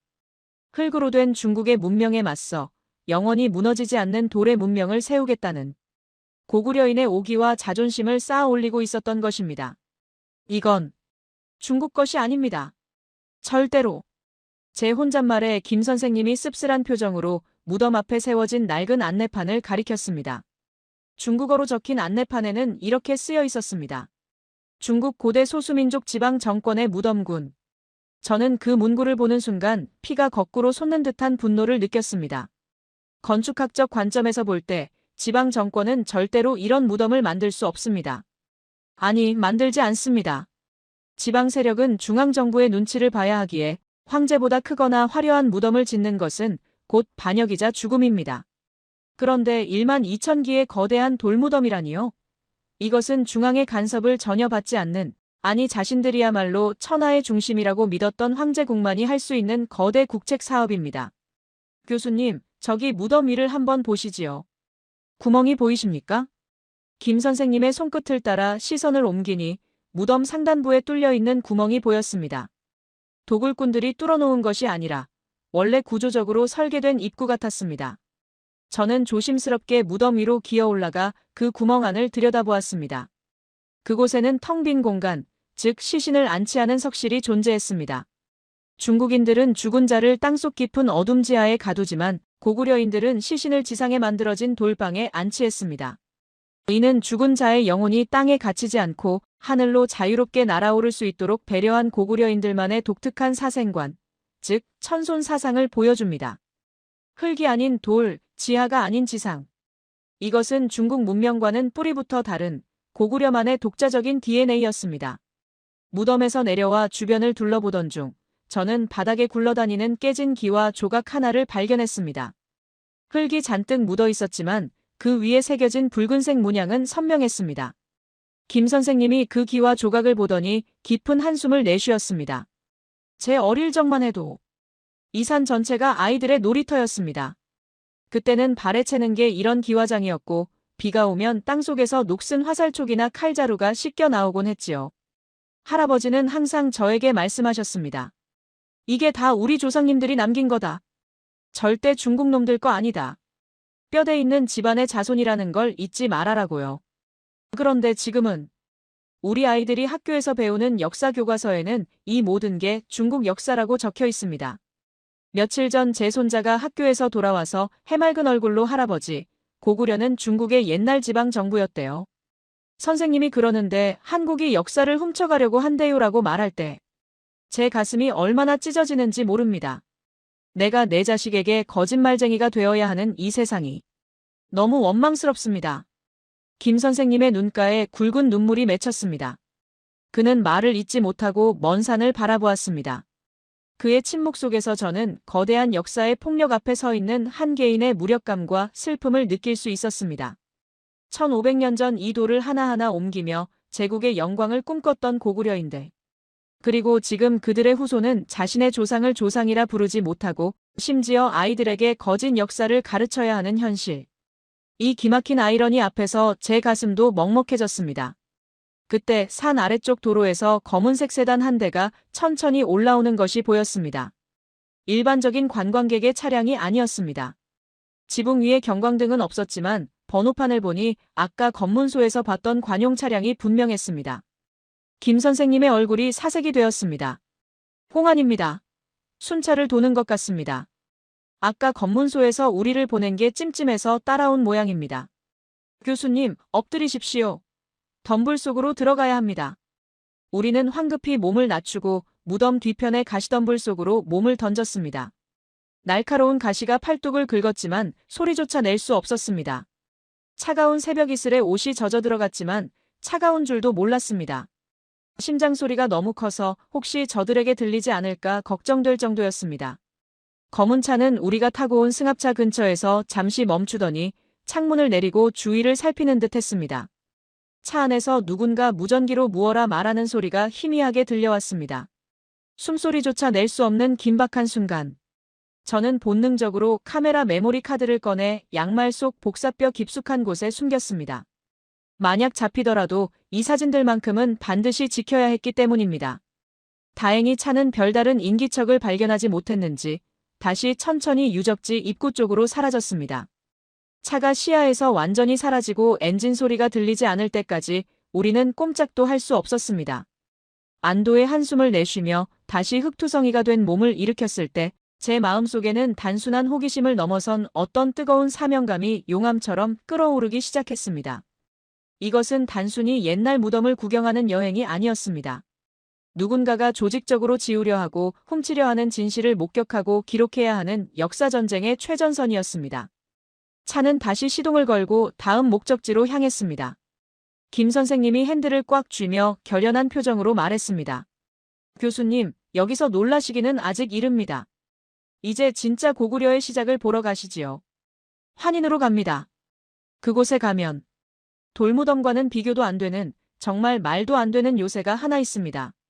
주몽대왕이 처음 나라를 세웠던 그 전설의 장소 말입니다. 차는 흙먼지를 일으키며 비포장도로를 달리기 시작했습니다. 차창 밖으로 스쳐가는 풍경 속에서 저는 문득 저 멀리 안개를 뚫고 구름을 뚫고 솟아오른 기암절벽을 보았습니다. 인간이 범접할 수 없을 것 같은 그 거대한 산성. 그곳에는 또 어떤 놀라운 비밀과 전율이 우리를 기다리고 있을까요? 집안에서 고구려의 첫 도읍지인 환인으로 향하는 길은 단순한 물리적 이동이 아니었습니다. 그것은 마치 문명의 시계를 거꾸로 돌려 태초에 거친 야생과 영웅들의 시대로 돌아가는 고난과 전율이 교차하는 순례의 길이었습니다.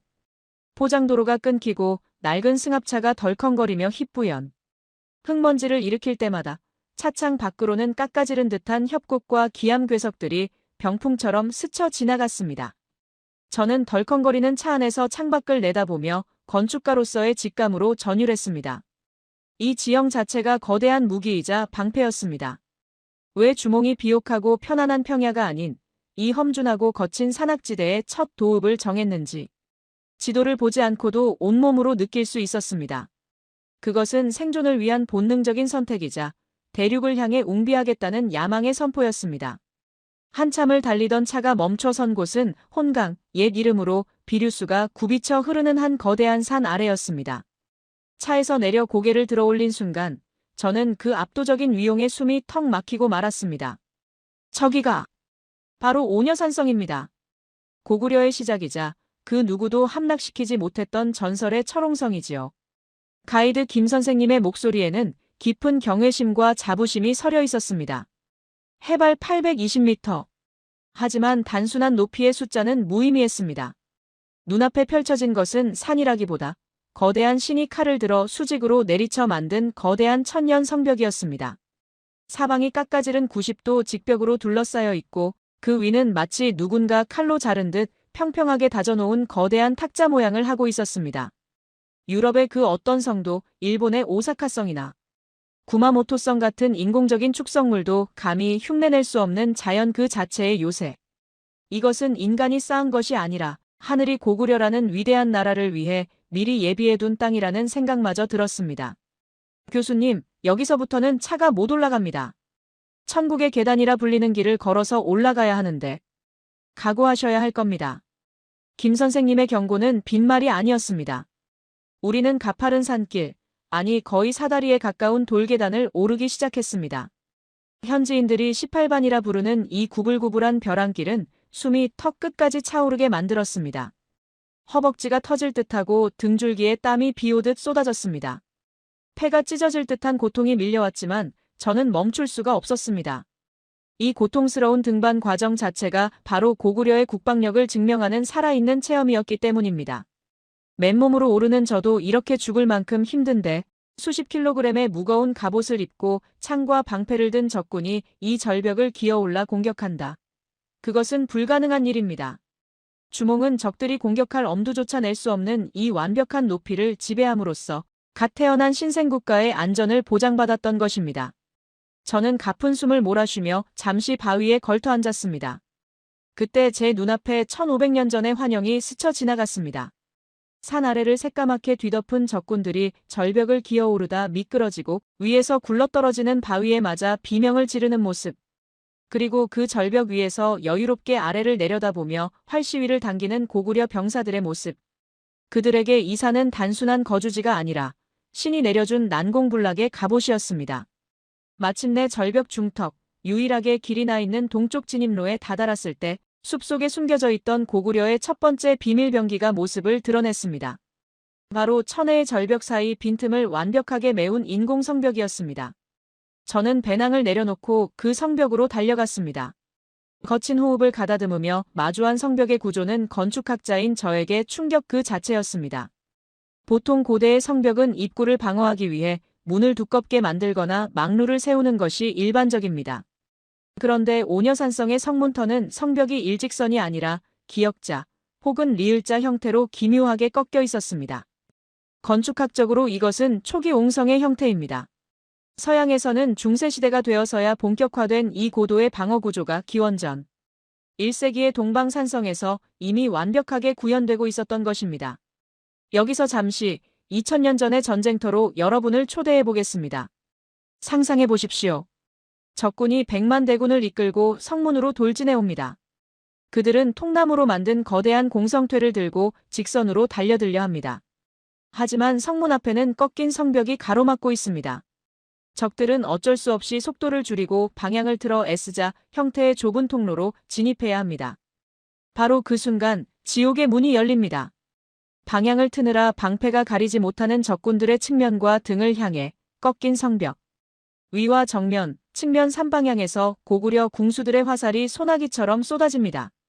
적들은 성문에 닿기도 전에 좁은 통로에서 서로 엉켜 아수라장이 되고 맙니다. 이것은 단순한 성벽이 아니라 적을 유인하여 몰살시키는 거대한 킬링존이었습니다. 저는 성벽의 차가운 돌을 어루만지며 저도 모르게 중얼거렸습니다. 이건 미친 기술력이다. 로마 군단이 왔어도 여긴 못 뚫었을 거야. 알렉산더 대왕이 왔어도 이 문 앞에서는 좌절하고 돌아갔을 겁니다. 김 선생님도 옆에서 고개를 끄덕이며 거들었습니다. 맞습니다. 전설에 따르면 수천의 적이 몰려와도 고구려 병사 수십 명이면 충분히 막아냈다고 합니다. 중국 놈들이 자기네 만리장성을 자랑하지만 그건 그저 길게 쌓은 담벼락일 뿐이죠. 이런 입체적이고 과학적인 전술 개념은 흉내도 못 냈습니다. 힘겹게 정상에 오르자 또 한 번 믿을 수 없는 반전이 기다리고 있었습니다. 깎아지른 절벽 위라고는 믿기지 않을 만큼 광활하고 평평한 대지가 나타난 것입니다. 남북으로 1km, 동서로 300m. 축구장 30개를 합쳐놓은 듯한 이 넓은 땅은 수만의 인구가 생활하고 농사를 짓기에 충분했습니다. 그런데 제가 건축가로서 가장 놀랐던 것은 성벽도 넓은 땅도 아니었습니다. 바로 발굴된 병영 주거지 터에서 발견된 기역자 모양의 고래시설, 즉 온돌의 흔적이었습니다. 교수님, 이것 좀 보십시오. 이게 뭔지 아시겠습니까? 김 선생님이 가리킨 곳에는 그 으름이 묻은 돌들이 길게 깔려 있었습니다. 이게 설마 온돌입니까? 그렇습니다. 2000년 전 이 산 꼭대기의 살인적인 추위를 이겨내기 위해 우리 조상들은 이미 바닥 난방을 하고 있었습니다. 중국이요? 걔네들은 침대 쓰거나 그냥 화로 하나 피우고 잤지. 이런 과학적인 난방 시스템은 꿈도 못 꿨습니다. 온몸에 소름이 돋았습니다. 로마가 공기를 데우는 하이포코스트를 귀족들의 목욕탕에만 제한적으로 쓸 때 고구려인들은 서민들의 병영 막사나 일반 주거지에도 열효율이 뛰어난 온도를 깔고 살았던 것입니다. 이것은 단순한 난방 장치가 아닙니다. 한국인이라는 정체성이 2000년 전부터 이만주 벌판에 뿌리내리고 있었다는 가장 확실한 문화적 지문입니다. 중국이 아무리 동북공정으로 역사를 왜곡하려 해도 그들의 문화에는 절대 없는 이 따뜻한 돌의 증거까지 훔쳐갈 수는 없습니다. 저는 눈을 감고 상상해 보았습니다. 영하 30도를 오르내리는 만주의 혹한 속에서 경계 근무를 마치고 돌아온 병사가 따뜻한 온돌 바닥에 온몸을 녹이는 장면을요. 그 온기는 단순한 열기가 아니라 백성을 지극히 아끼고 사랑했던 국가의 배려였을 것입니다. 또한 이곳에는 천지라 불리는 샘이 있어 사시사철 맑은 물이 솟아나고 있었습니다. 보통 산성은 물이 부족하여 장기 포위전에 취약한데 이곳은 식량, 물, 난방, 방어까지 인간 생존을 위한 4대 요소가 완벽하게 갖춰진 불멸의 도시였습니다. 최근 중국 측의 발굴 조사로 이곳에서 수많은 주거지와 왕궁터가 발견되었습니다. 저는 발굴 현장 한 구석에 흩어져 있는 토기 조각들을 유심히 살펴보았습니다. 바닥이 평평하고 몸통에 수직으로 손잡이가 달린 전형적인 고구려식 토기들이었습니다. 하지만 저의 시선을 끈 것은 단순한 유물이 아니라 그 속에 담긴 융합의 리더십이었습니다. 역사적으로 주몽은 북쪽의 부여에서 내려온 이주민이었습니다. 부여 사람들은 전통적으로 흙을 파서 묻는 토광묘를 썼습니다. 그런데 이상하게도 고구려의 초기 무덤들은 돌을 쌓은 적석총입니다. 왜 주몽은 고향의 방식을 버렸을까요? 그 해답이 바로 이곳 환인 땅에 있었습니다. 이 지역에는 주몽이 오기 전부터 돌무덤을 만드는 토착 세력 고조선 유민과 예맥족이 살고 있었습니다. 오도령 적성묘에서 발견된 청동 단검이 이를 증명합니다. 주몽은 위대한 정복자였지만 동시에 위대한 통합자였습니다. 그는 토착민들을 힘으로 누르고 자신의 문화를 강요하는 대신 그들의 문화인 적석총 양식을 존중하고 받아들였습니다. 환인의 만강로 적성묘에서는 고구려식 돌무덤 안에서 부여식 금 귀걸이가 출토되었습니다. 이것은 서로 다른 두 세력이 피를 섞고 문화를 섞어 고구려라는 새로운 용광로를 만들어냈다는 명백한 증거입니다. 오늘날 전 세계가 이민자와 원주민의 갈등으로 몸살을 앓고 있는데 2000년 전 고구려인들은 이미 포용을 통해 제국의 기틀을 다졌던 것입니다. 저는 오녀산성 끝자락, 절벽 난간에 섰습니다. 발 아래로 굽이쳐 흐르는 비류수가 햇살을 받아 은비늘처럼 반짝이고 있었습니다. 2000년 전 이 자리에 서서 저 강물을 내려다보았을 청년 장수 주몽을 상상해 보았습니다. 가진 것이라고는 활 한 자루와 따르는 무리 몇 명뿐이었던 그가 이 험준한 산성 위에서 어떤 꿈을 꾸었을지. 그는 단순히 몸을 피할 곳을 찾은 것이 아니었습니다. 대륙의 수많은 나라가 명멸하는 동안에도 결코 무너지지 않을 강철 같은 나라의 초석을 이곳에 다진 것입니다. 그때 김 선생님이 주머니에서 작은 플라스틱 소주병 하나를 꺼냈습니다. 그리고는 주위를 두리번거리며 살피더니 아무도 없는 절벽 구석진 바위 틈에 조심스럽게 술을 따랐습니다. 선생님, 뭐 하시는 겁니까? 제 할아버지가 돌아가시기 전에 꼭 한번 여기에 다시 와보고 싶다고 하셨거든요. 옛날에는 그러니까 공산당이 들어오기 전에는 음력 정월이면 마을 사람들이 몰래 여기 올라와서 제사도 지내고 했답니다. 여기가 우리 민족의 시조가 내려온 성산이니까요. 이제는 중국 공안들이 입구를 지키고 있어서 제사도 맘대로 못 지내지만 이렇게 몰래 술 한 잔이라도 올려야 제 마음이 편할 것 같습니다. 저 아래 강 건너 북조선 땅이 보이십니까? 할아버지는 죽어서라도 저 강을 건너 고향으로 가고 싶다고 하셨는데 김 선생님은 모자를 벗고 눈을 감은 채 잠시 묵념을 올렸습니다. 불어오는 산바람에 그의 헝클어진 흰머리가 흩날렸습니다. 그 모습을 보며 저는 가슴 한구석이 찌릿하게 아려왔습니다. 우리는 교과서로만 고구려를 배우고 박물관의 유물로만 기억하지만 이곳에 사는 우리 동포들에게 고구려는 여전히 살아있는 조상이자 지켜드리지 못한 아픈 손가락이었습니다. 남의 나라 땅이 되어버린 조상의 성지에서 도둑처럼 몰래 제사를 지내야 하는 그 심정. 그것은 단순한 슬픔을 넘어선 깊은 한이었습니다. 내려오는 길, 다리는 후들거리고 무릎이 꺾일 듯 아팠지만 마음만은 그 어느 때보다 묵직했습니다. 우리는 배웠습니다. 고구려는 용감했다고. 하지만 이곳에 와서 보니 그것은 반쪽짜리 정답이었습니다. 고구려는 용감하기만 한 것이 아니라 지독하게 똑똑했고 소름 끼치도록 과학적이었으며 무엇보다 백성의 잠자리까지 챙길 줄 아는 감성적인 나라였습니다. 교수님, 이제 몸 좀 푸셨으니 진짜 본 게임으로 가셔야죠. 차에 다시 올랐을 때 김 선생님은 한결 결연한 표정이었습니다. 산성에서 내려오며 무언가 다짐을 한 듯 했습니다. 산성이 고구려의 방패였다면 이제 보러 갈 국내성은 고구려의 창이었습니다. 그리고 그곳에는 100년 전 일본 제국주의 학자들이 훔쳐가려다 실패하고 지금의 중국 학자들이 흙으로 덮어 숨기려다 들통난 아주 충격적인 증거가 남아 있습니다. 김 선생님의 눈빛이 다시 예리하게 빛났습니다. 일본과 중국, 두 강대국이 그토록 감추고 싶어 했던 국내성 성벽의 비밀. 도대체 평범해 보이는 돌담 안에 어떤 진실이 숨겨져 있기에 그들은 그토록 두려워했던 것일까요? 흙먼지를 일으키며 다시 집안 시내를 향해 달리는 차 안에서 저는 다가올 거대한 미스터리를 예감하며 마른 침을 삼켰습니다. 오녀산성의 전율을 가슴에 품은 채 우리는 다시 속세로 내려와 집안 시내로 향했습니다. 차창 밖으로 스치는 집안의 풍경은 기묘한 부조와 그 자체였습니다. 최신식 간판을 단 상가들과 낡은 아파트들이 즐비한 거리. 한복판에 검은 빛이 감도는 거대한 돌담들이 마치 도시의 척추처럼 길게 뻗어 있었기 때문입니다. 이것이 바로 서기 3년부터 427년 장수왕이 평양으로 천도하기 전까지 무려 424년 동안 동북아시아를 호령했던 고구려의 심장, 국내성의 성벽이었습니다. 424년이라니요. 한 나라의 수도가 4세기 넘게 한 곳에 머물렀다는 것은 그 자체로 엄청난 역사적 무게감을 갖습니다. 로마 제국의 수도 로마나 천년고도 경주를 떠올려 보십시오. 국내성은 단순한 행정구역이 아니라 고구려의 전성기와 찬란한 문화를 꽃피웠던 제국의 본산이었습니다. 하지만 지금 이 위대한 유적은 현대의 건물들 사이에 끼어 때로는 아파트의 담벼락으로 때로는 텃밭의 울타리로 쓰이며 신음하고 있었습니다. 차에서 내린 우리는 시내 중심가에 있는 텅 빈 공터로 향했습니다. 사방이 높은 펜스로 둘러쳐진 그곳은 황량하기 그지없었습니다.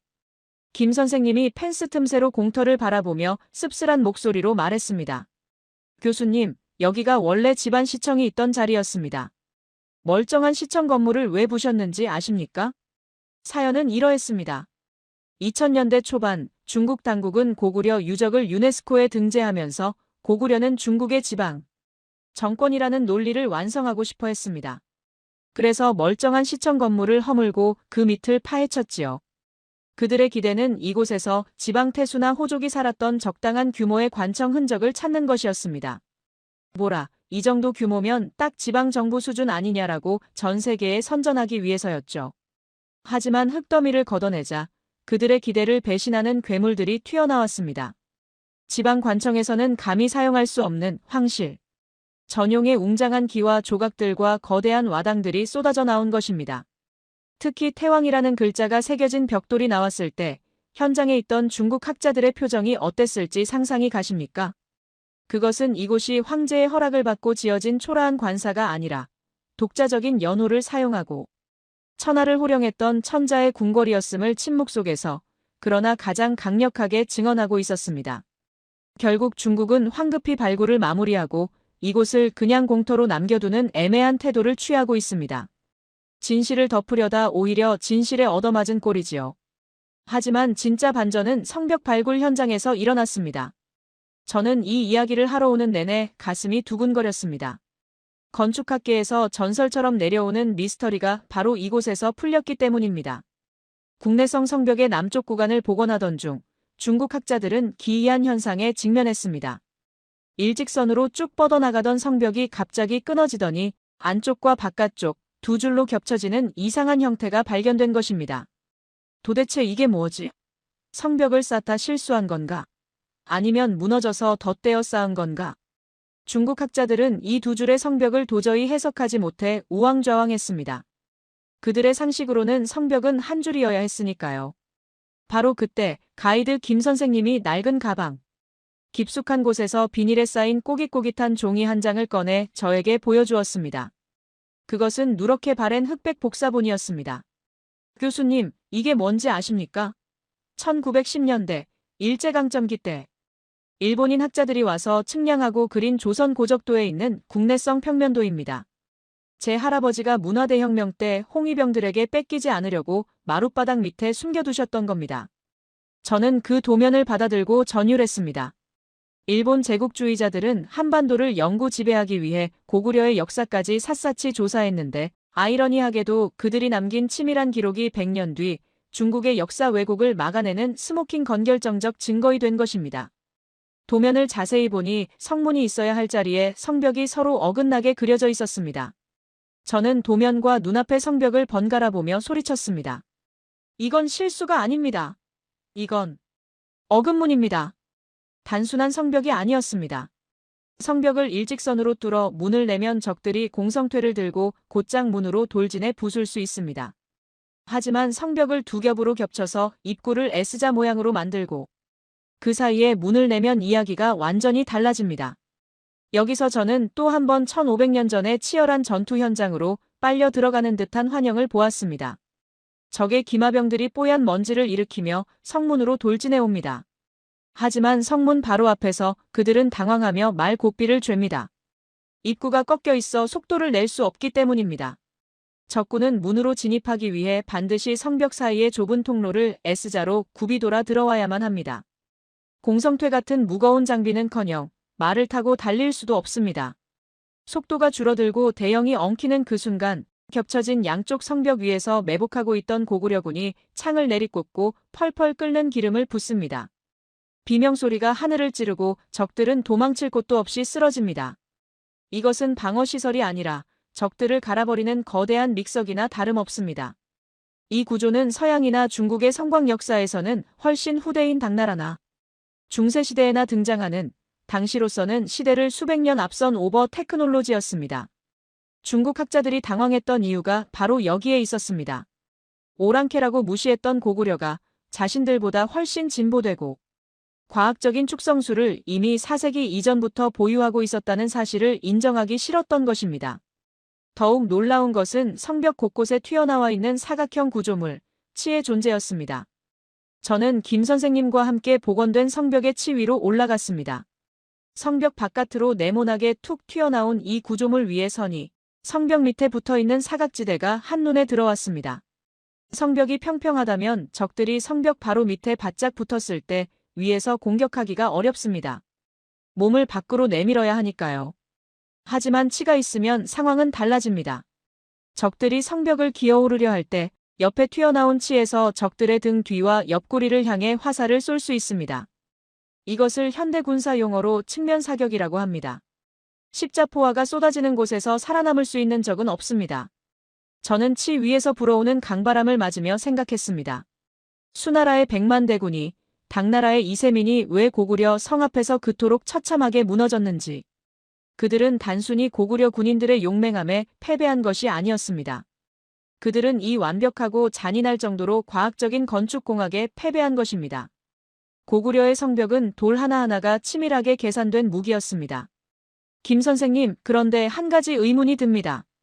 아무리 성벽이 튼튼해도 국내성은 평지에 있지 않습니까?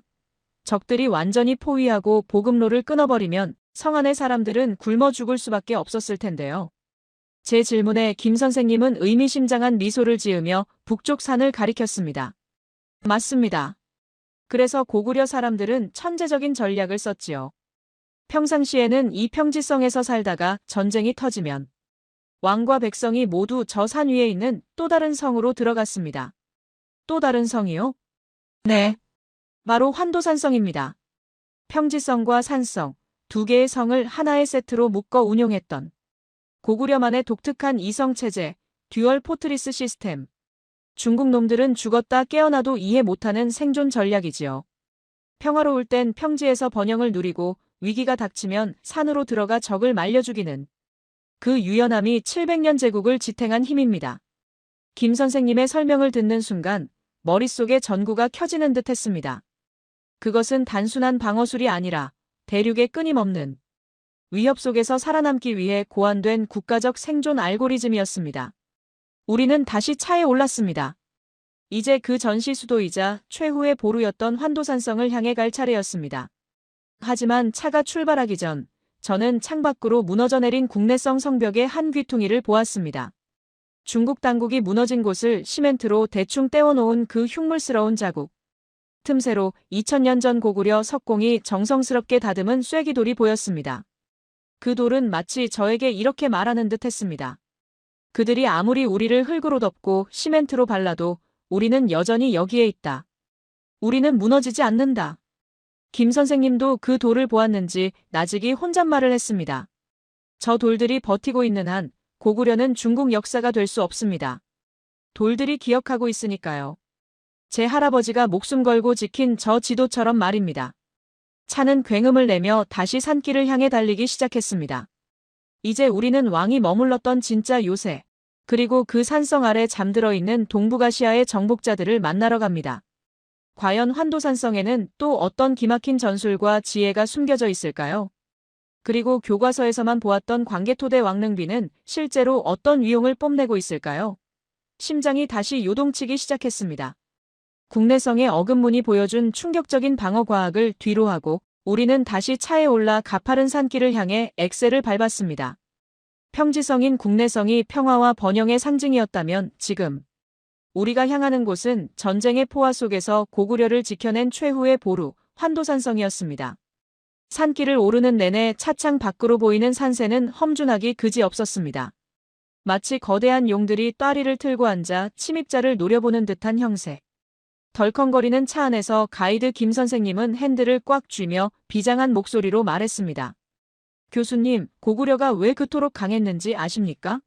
그들은 전쟁을 두려워하지 않았기 때문이 아니라 전쟁을 생활의 일부로 받아들이고 철저히 준비했기 때문입니다.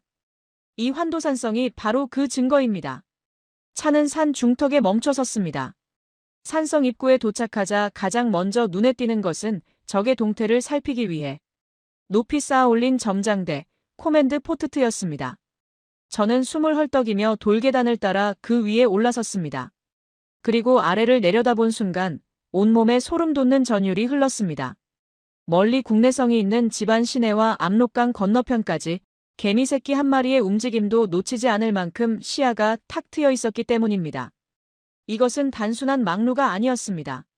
적군의 보급로, 이동 경로, 병력의 규모를 손바닥 보듯 꿰뚫어보며 전술을 지휘했던 고구려 대장군의 뇌와 같은 곳이었습니다. 저는 눈을 감고 바람 소리를 들으며 1700년 전에 긴박했던 순간을 상상해 보았습니다. 산 아래를 새까맣게 뒤덮은 수만 명의 적군들이 개미떼처럼 몰려옵니다. 하지만 점장대 위에 선 고구려 지휘관은 당황하지 않습니다. 그는 적의 움직임을 내려다보며 차갑게 미소 짓습니다. 붉은 깃발을 들어 올리자 매복해 있던 기병들이 폭풍처럼 쏟아져 나오고 푸른 깃발을 흔들자 산성 위에서 불화살이 비처럼 쏟아집니다. 이곳은 전쟁터가 아니라 고구려가 지배하는 거대한 체스판이었습니다. 산성 안쪽 깊숙한 곳으로 들어가자 놀랍게도 깎아지른 산 중에 꽤 넓은 평지가 나타났고 그곳에 거대한 건물터들이 남아 있었습니다. 바로 왕이 머물렀던 궁궐터였습니다. 저는 건축가로서 이곳의 주춧돌을 유심히 살펴보았습니다. 그리고 등줄기가 서늘해지는 충격을 받았습니다. 일반적인 산성의 막사나 창고 건물은 주춧돌 간격이 기껏해야 23m 내외입니다. 하지만 이곳의 주춧돌 간격은 무려 5m가 넘었습니다. 건축학적으로 주춧돌 간격이 넓다는 것은 그 위에 세워졌던 기둥이 매우 굵고 지붕이 웅장했다는 것을 의미합니다. 또한 팔각형 모양의 독특한 건물터도 발견되었는데 이는 중국 건축에서는 찾아보기 힘든 고구려만의 고유한 양식이었습니다. 김 선생님, 이건 임시 피난처 수준이 아닙니다. 이건 정식 궁궐입니다. 평지성의 궁궐을 그대로 산 위로 옮겨놓은 수준인데요. 그렇습니다. 고구려 왕은 도망친 게 아닙니다. 평지성에서 전쟁이 나면 왕과 백성이 모두 이 산성으로 들어와 이곳을 전시 수도로 삼고 장기전을 펼친 겁니다. 그리고 성 밖에는 먹을 것을 쌀 한 톨, 풀 한 폭이 남기지 않고 싹 태워버리는 청야 전술을 썼습니다. 그제야 이해가 되었습니다. 중국의 황제들이 100만 대군을 이끌고 왔다가 빈손으로 돌아가거나 멸망했던 이유가 바로 여기에 있었습니다. 고구려의 평지성, 산성 이원화 체제는 단순한 수비가 아니라 적의 보급선을 끊고 굶겨 죽이는 능동적이고 잔혹하리만큼 철저한 공격 시스템이었던 것입니다. 그들은 산성 안에 웅크린 것이 아니라 산성을 거점으로 적을 사냥했던 것입니다. 환도산성의 웅장한 기운을 뒤로하고 우리는 다시 산을 내려와 집안 외곽으로 향했습니다. 김 선생님은 비장한 표정으로 옷매무새를 다듬었습니다. 교수님, 이제 진짜 왕을 만나러 갈 시간입니다. 중국 놈들이 아무리 감추려 해도 그 압도적인 크기 때문에 도저히 감출 수 없었던 괴물을 보여드리겠습니다. 차가 멈춘 곳은 잘 정비된 공원 같은 곳이었습니다. 원래 이곳에는 수많은 민가가 빽빽하게 들어서 있었는데 중국 정부가 유적 정비를 이유로 주민들을 모두 강제 이주시키고 마을 이름조차 태왕신촌으로 바꿔버렸다고 합니다. 김 선생님은 텅 빈 마을터를 보며 씁쓸해했습니다. 저기 저 공터가 제 사촌 형님 댁이었습니다. 어느 날 갑자기 불도저가 밀고 들어오더군요. 역사를 지킨다는 명분 아래 지금 살고 있는 사람들의 역사는 지워버린 겁니다. 죽은 왕을 위해 산 사람을 내쫓는 게 과연 조상님이 원하시는 일일까요? 그 텅 빈 공간 한가운데 거대한 유리 전각 안에 갇혀있는 검은 비석이 보였습니다. 바로 우리 모두가 책에서나 봤던 동북아시아의 정복자 광개토대왕의 비석, 광개토대왕릉비였습니다. 실제로 마주한 비석의 압도감은 사진으로는 도저히 단 1%도 느낄 수 없는 것이었습니다. 높이 6.34m. 아파트 3층 높이에 육박하는 이 거대한 돌기둥은 인공적으로 매끈하게 깎은 서양의 오벨리스크와는 차원이 달랐습니다. 울퉁불퉁한 자연석의 거친 질감을 그대로 살려 그 위에 1775자의 글자를 새겨 넣은 모습. 그것은 마치 다듬어지지 않은 야수와 같은 고구려의 기백 그 자체를 형상화한 듯 했습니다. 저는 유리벽에 얼굴을 대고 비석을 올려다보았습니다. 숨이 막힐 듯한 위압감. 1600년의 풍파를 견디고도 여전히 선명하게 살아남은 글자들은 마치 살아서 꿈틀거리는 용처럼 보였습니다. 하지만 제 가슴을 더욱 뜨겁게 만든 것은 비석의 내용이었습니다. 김 선생님이 비석의 한 부분을 가리키며 떨리는 목소리로 말했습니다. 교수님, 저 글자가 보이십니까? 영락 그리고 태왕. 중국은 이 비석조차 자신들의 지방 정권 역사라고 우기며 유리 감옥에 가두어 놓았지만 비석에 새겨진 글자들은 그들의 주장을 정면으로 그리고 통쾌하게 반박하고 있습니다. 고구려 왕은 스스로를 태왕, 즉 왕 중의 왕이라 칭했습니다. 그리고 중국 황제의 연호를 쓰지 않고 독자적인 연호인 영락을 사용했습니다. 만약 고구려가 중국의 제후국이었다면 감히 독자적인 연호를 쓰고 태왕이라 칭할 수 있었을까요? 그것은 곧바로 전쟁 선포나 다름없는 반역입니다. 하지만 고구려는 당당하게 그렇게 했습니다. 이 비석은 우리는 중국의 신하가 아니다. 우리는 독자적인 하늘의 자손이며 천하를 호령하는 대제국이다라고 외치고 있는 돌에 새긴 피 끓는 독립선언문입니다. 교수님, 중국이 왜 이렇게 이 비석을 유리로 꽁꽁 싸매고 공안들을 배치해서 24시간 감시하는지 알 것 같습니다. 왜라고 생각하십니까? 무서운 겁니다. 이 돌이 말하고 있는 진실이 너무나 명확하니까요. 사람들이 이 글자를 읽고 이 웅장함을 느끼는 순간 그들이 수조 원을 들여 만든 동북공정이라는 가짜 논리가 모래성처럼 무너질 테니까요. 이 비석은 단순한 돌덩이가 아닙니다. 중국의 역사 왜곡을 막고 있는 최후의 수문장입니다. 비석 뒤편으로는 광개토대왕의 무덤으로 추정되는 태왕릉이 거대한 산처럼 솟아 있었습니다. 한 변의 길이가 무려 66m. 조금 전 산 위에서 봤던 웅장한 자연 풍경조차 압도할 만큼 거대한 규모였습니다. 비록 세월의 무게를 이기지 못해 돌들이 많이 무너져 내리고 봉분의 형태가 흐트러졌지만 그 거대한 잔해만으로도 당시 국력이 어느 정도였는지 짐작하고도 남았습니다. 저는 무너진 돌무더기 앞에 쭈그리고 앉아 굴러떨어진 강돌 하나를 조심스럽게 어루만졌습니다. 이끼 낀 차가운 돌이었지만 제 손끝에는 뜨거운 온기가 전해지는 듯 했습니다. 이 돌 하나를 옮기기 위해 흘렸을 수많은 백성의 땀방울, 그리고 그들이 꿈꾸었던 위대한 나라의 영광. 다시 환영이 보였습니다. 흙먼지를 일으키며 만주 벌판을 달리는 수만 명의 개마무사들. 그들의 말발굽 소리가 지축을 울리고 갑옷 부딪히는 소리가 천둥처럼 들려왔습니다. 광개토대왕은 단순한 정복자가 아니었습니다. 그는 한민족의 기상을 대륙의 중심에 심어놓은 거인이었습니다. 김 선생님은 말없이 고개를 끄덕이며 태왕릉을 향해 깊이 허리 숙여 절을 했습니다. 그 모습은 마치 1600년 전의 늙은 신하가 자신의 주군에게 올리는 마지막 인사처럼 경건하고 애절해 보였습니다. 저도 그 옆에서 모자를 벗고 고개를 숙였습니다. 이곳은 단순한 유적지가 아니라 위대한 영혼이 잠든 성지였기 때문입니다. 해가 뉘엿뉘엿 저물어가며 비석과 무덤을 붉게 물들이기 시작했습니다. 그 붉은 빛 속에서 고구려의 유적들은 더욱 처절하게 아름다웠습니다. 남의 땅에 갇혀 왜곡된 이름표를 달고 있지만 그 기백만큼은 결코 갇히지 않았습니다. 유리 감옥 안에 갇힌 비석은 마치 우리에게 나를 잊지 마라. 나는 여전히 여기 있다고 외치는 듯 했습니다. 저는 가슴이 먹먹해지는 것을 느끼며 마지막 목적지를 향해 발걸음을 옮겼습니다. 고구려 적석총의 완결판이자 동방의 피라미드라 불리는 그곳. 1500년이 지나도록 무너지지 않고 원형을 거의 완벽하게 유지하고 있다는 기적의 건축물, 장군총이 저를 기다리고 있었습니다. 도대체 그 완벽한 조형미 속에는 어떤 과학적 비밀이 숨겨져 있기에 천년의 세월과 중력의 법칙마저 거스르고 꼿꼿이 서 있을 수 있는 것일까요? 건축가로서의 제 자존심을 걸고 그 비밀을 낱낱이 파헤쳐 보려 합니다. 마침내 저는 이번 긴 여정의 종착지이자 고구려 건축, 예술의 정점이 집약된 장군총 앞에 섰습니다. 그 순간 제 입에서는 저절로 탄성이 터져나왔습니다. 이전까지 보았던 수많은 적석총이 세월의 무게를 이기지 못해 무너져 내린 폐허의 미학을 보여주었다면 장군총은 마치 어제 막 공사를 끝낸 듯한 완벽한 현역의 자태를 뽐내고 있었기 때문입니다. 이집트의 피라미드가 사막의 모래바람 속에 웅장하게 서 있는 거인의 모습이라면 장군총은 푸른 숲을 배경으로 정교하고 세련된 슈트를 차려입은 신사와도 같았습니다. 화강암을 다듬어 7단으로 쌓아 올린 그 빈틈없는 만듦새는 현대의 건축가인 저조차도 주눅들게 만드는 압도적인 완벽함 그 자체였습니다. 저는 흥분된 마음을 가라앉히고 건축학자의 눈으로 이 기적 같은 보존의 비밀을 하나하나 해부하기 시작했습니다. 도대체 어떤 마법을 부렸기에 1500년의 비바람과 지진을 견뎌낸 것일까요? 가까이 다가가 돌과 돌이 맞물린 부분을 현미경 들여다보듯 살펴보니 그곳에는 고구려 장인들의 천재적인 두뇌 싸움이 치열하게 벌어지고 있었습니다. 첫 번째 비밀은 기초에 있었습니다.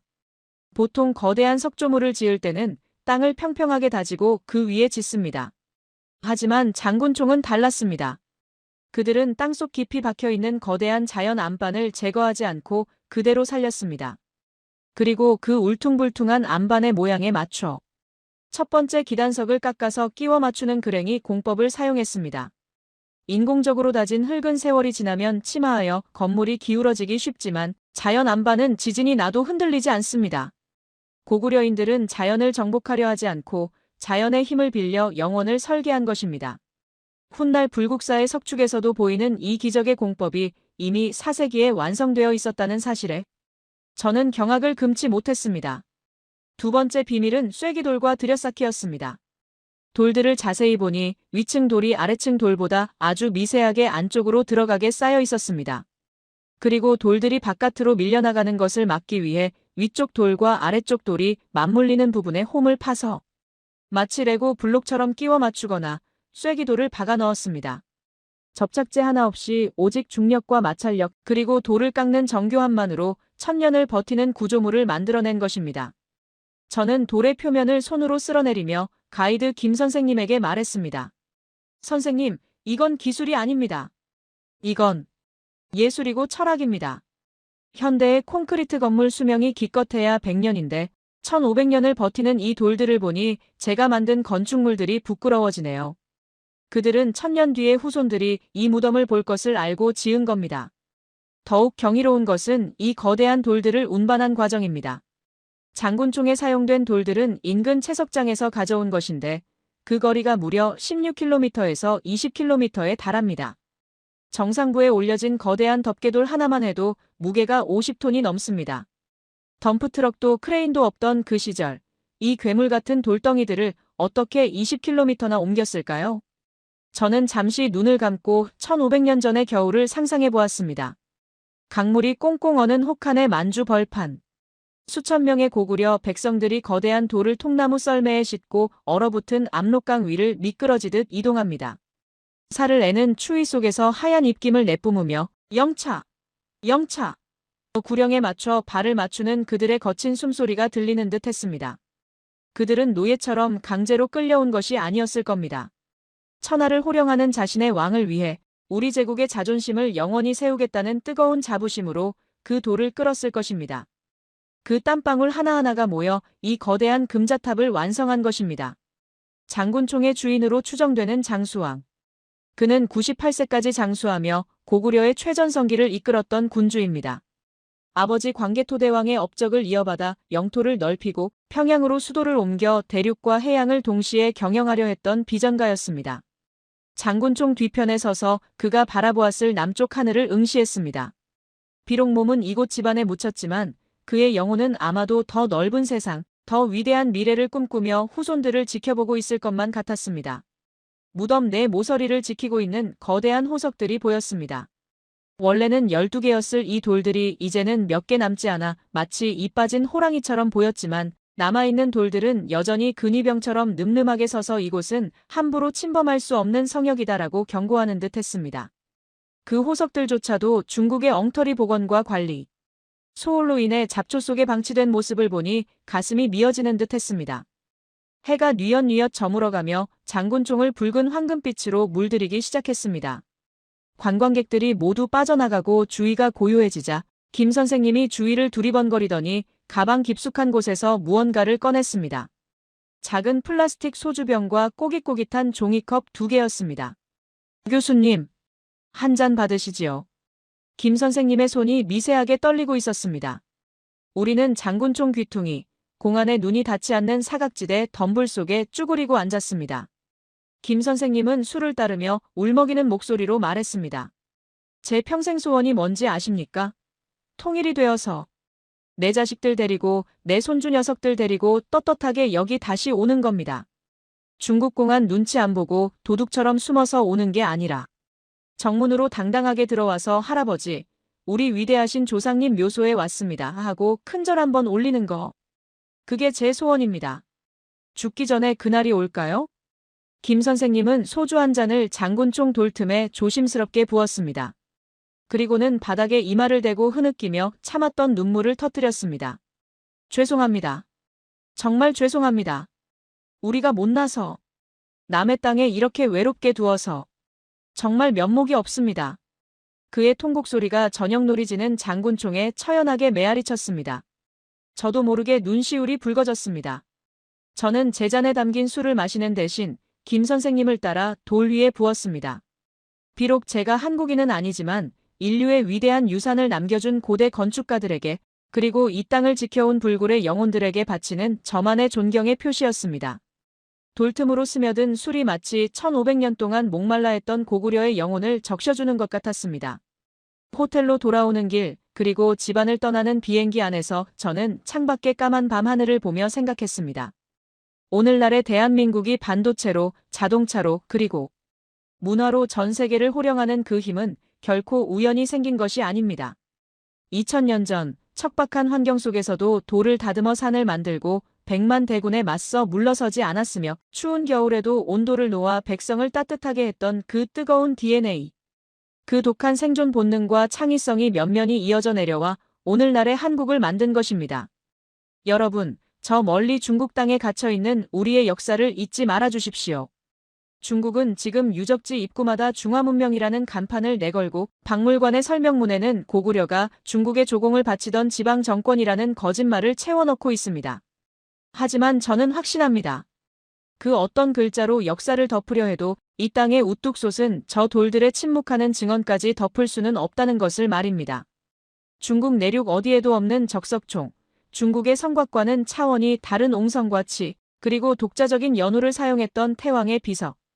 이 모든 팩트는 고구려가 중국과는 뿌리부터 다른 자주적이고 독창적인 코리아의 역사임을 명백히 가리키고 있습니다. 돌은 기억하고 있습니다. 1500년 전의 영광을, 그리고 그들을 쌓아올린 뜨거운 피를. 이제 그 기억을 지키는 것은 살아있는 여러분의 몫입니다. 언젠가 국경이 열려 여러분이 당당하게 이 땅을 밟으며 이것이 우리 조상의 역사다. 우리가 돌아왔다. 라고 외칠 그날이 오기를 제3자인 저 또한 간절히 기원합니다. 그날이 오면 장군총의 차가운 돌들도 비로소 따뜻한 미소를 지을 것입니다. 지금까지 잊혀진 제국의 흔적을 찾아 떠난 어느 이방인 건축가의 가슴 뜨거운 기록이었습니다. 지금까지 목숨을 걸고 금지된 땅, 집안에 잠입했던 한 외국인 건축가의 뜨거운 고백을 함께 하셨습니다. 여러분은 이 영상을 통해 무엇을 확인하셨습니까? 단순히 1500년 전의 돌무더기를 본 것이 아닙니다. 우리는 오늘 중국이 수조원을 들여 흙으로 덮고 유리 감옥에 가두려 했던 진실의 실체를 목격했습니다. 지방 정권이라 깎아내리기엔 너무나 압도적인 기술력, 100만 대군을 물리친 과학적인 방어 시스템, 그리고 백성의 잠자리까지 챙겼던 온돌의 따스함까지. 이방인의 눈을 통해 본 고구려는 그저 흘러간 옛날 이야기가 아니었습니다. 그것은 오늘날 반도체와 자동차, 문화로 세계를 호령하는 대한민국, 바로 여러분의 몸속에 흐르는 위대한 DNA의 기원이었습니다. 가이드 김 선생님이 장군총 앞에서 흘렸던 그 뜨거운 눈물을 기억하십니까? 그 눈물은 단지 한 노인의 회한이 아닙니다. 남의 땅에 갇혀 왜곡된 이름표를 달고 있는 우리 조상들이 후손들에게 보내는 간절한 구조 신호일지도 모릅니다. 돌은 거짓말을 하지 않습니다. 그리고 돌은 기억하고 있습니다. 자신들을 쌓아 올린 손길이 누구의 것이었는지, 자신들이 지켜온 땅의 주인이 누구인지. 이제 그 침묵하는 돌들의 증언에 우리가 답해야 할 차례입니다. 중국의 역사 왜곡에 맞서 우리가 할 수 있는 가장 강력한 저항은 잊지 않고 기억하는 것입니다. 그리고 당당하게 목소리를 내는 것입니다. 여러분의 가슴을 뜨겁게 했던 장면은 무엇이었나요? 혹은 우리 역사를 지키기 위해 하고 싶은 다짐이 있으신가요? 지금 댓글로 고구려는 자랑스러운 대한민국의 역사입니다 라고 남겨주십시오. 여러분의 댓글 하나하나가 모여 거대한 함성이 될 때 왜곡된 역사의 장벽은 무너지고 진실은 더 널리 퍼져나갈 것입니다. 잊혀진 제국의 영광이 다시 깨어나는 그날까지 우리의 이야기는 계속됩니다. 지금까지 역사의 진실을 찾는 채널 감동야화였습니다. 시청해주셔서 감사합니다.